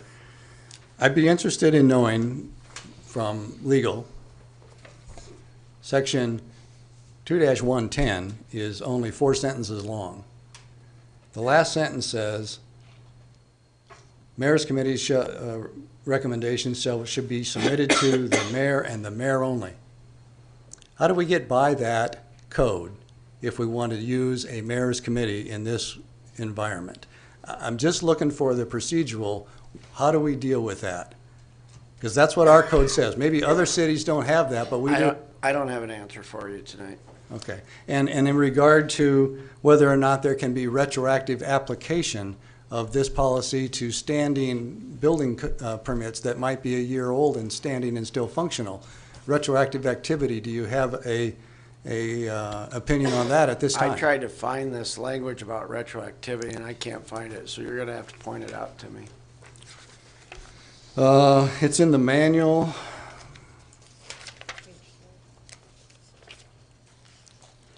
It's in the timing and eligibility, top of the page at page 3 in the highlighted area. The city will accept PACE applications for projects with an open building permit. Hold on, what page in the agenda packet? Oh, I don't know what page. 284. Sorry. And I can speak towards this a little bit while you're looking at that, Pat. So I got an email from Chris. This was an addition from Chris, and here's what he said. He said, because of timing, oftentimes the capital stack, that means the financing that they have to line up and it stacks up, isn't finalized at the time the building permit is submitted. For some projects, there is a short-term financing, and then long-term financing comes in during construction, toward the end of construction or even after the project is complete. PACE is long-term financing. For these and other reasons, Omaha finally relaxed their deadline applications in November to no longer than the final CO, because they used to wait until the final building occupancy permit got issued. All other Nebraska programs, Lincoln, La Vista, Beatrice, Columbus, and Hastings, all have adopted this position. And that language that's highlighted there is the language from Chris that all the other cities adopted, simply saying you can go ahead and start this before you get your building permit, because you can't wait. You've got to go to your banks, you've got to line up your financing ahead of the time, and they have to know whether you're in this program or not to get that capital financing lined up. To answer your question in regard to existing applications, I think it's quite clear that if you have an open building permit, that you can apply for it up to a certificate of occupancy. In the documents that are before us, or in the Nebraska statutory authority relative, do they get into whether or not you can retroactively apply the permitting? I'm looking at this handbook, and the handbook says that you can. The manual that we have before us tonight. For timing and eligibility, correct? Yeah, that's the proposal, that we would be allowing, in essence, retroactive implementation to a standing building permit. And I guess that's the question that I have, is should those be current building permits, and couldn't they bring them to current? They would be current. If you have a building permit that's expired, you have to reapply. If you have an open building permit, you're eligible, you're current. So that could be an open permit for a year But old. let's think about this. Let's walk through this. The purpose and the goal and the intent of this program is to reduce energy and water consumption and conservation efforts. And why would we want to say, oh, sorry, you should have waited 3 months till we passed our PACE ordinance to open your building permit? I don't know that we want to do that. That's not the intent of the program. I understand. And I don't know that And it might be perfectly acceptable for what we're trying to do with PACE, and I'm not opposed to PACE. Believe me, I'm not opposed to it.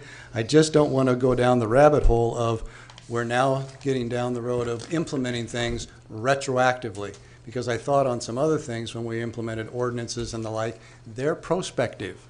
And deliberately making this retroactively, it gives me some concern that we're opening the door. How do we close the door once we've said we'll implement this retroactively? Timing. It's just a question. I don't even know if we have any. I really don't understand the concern. There's a window that's already being closed because permits expire within a year. So permits within the last year would be the only ones that would be eligible. So the door's closed anyway. Okay, if everyone else is comfortable and I'm the only one, I'll yield to that. I still have an opposition to trying to work into a mayor's committee here. Pardon? We can vote. Second on Linda's call question. Okay, Councilman Coons. If I say anything, he's just gonna have to rebut it, so let's just move forward and vote on this. He's gotta have the last word. Is that a motion? I haven't. Motion that we vote on this, yeah. Councilmember Jacobus. I was going to make a motion to amend this so that we could at least have a proper committee. I would pass this, if this could be amended, and have a proper committee formed with council approval. I don't know what the pushback is with that. That failed last week, 2 weeks ago, 4-4. Okay.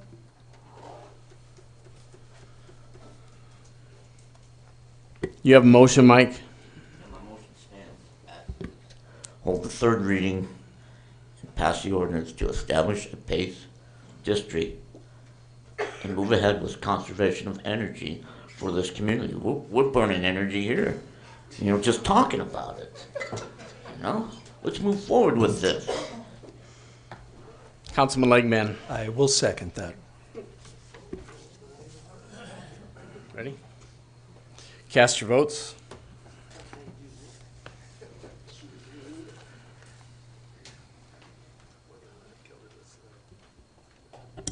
Vote show 6-2.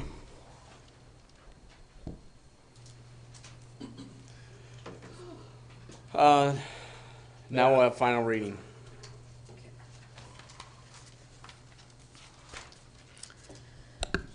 An ordinance to create a clean energy assessment district to establish a definition to provide for a financing administration and collection to promote energy efficiency improvements and renewable energy systems and to provide an effective date hereof. Ready? Cast your votes.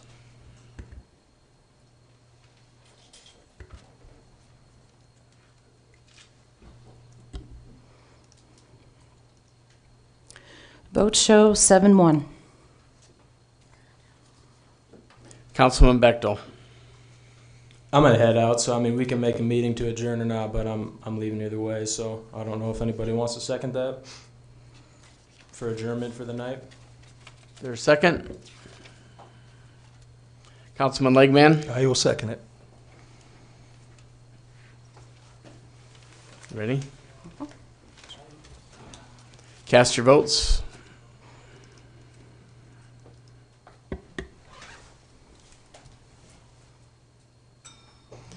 Yes. Okay. 4-4 with Mayor 1. Makes it 5-4.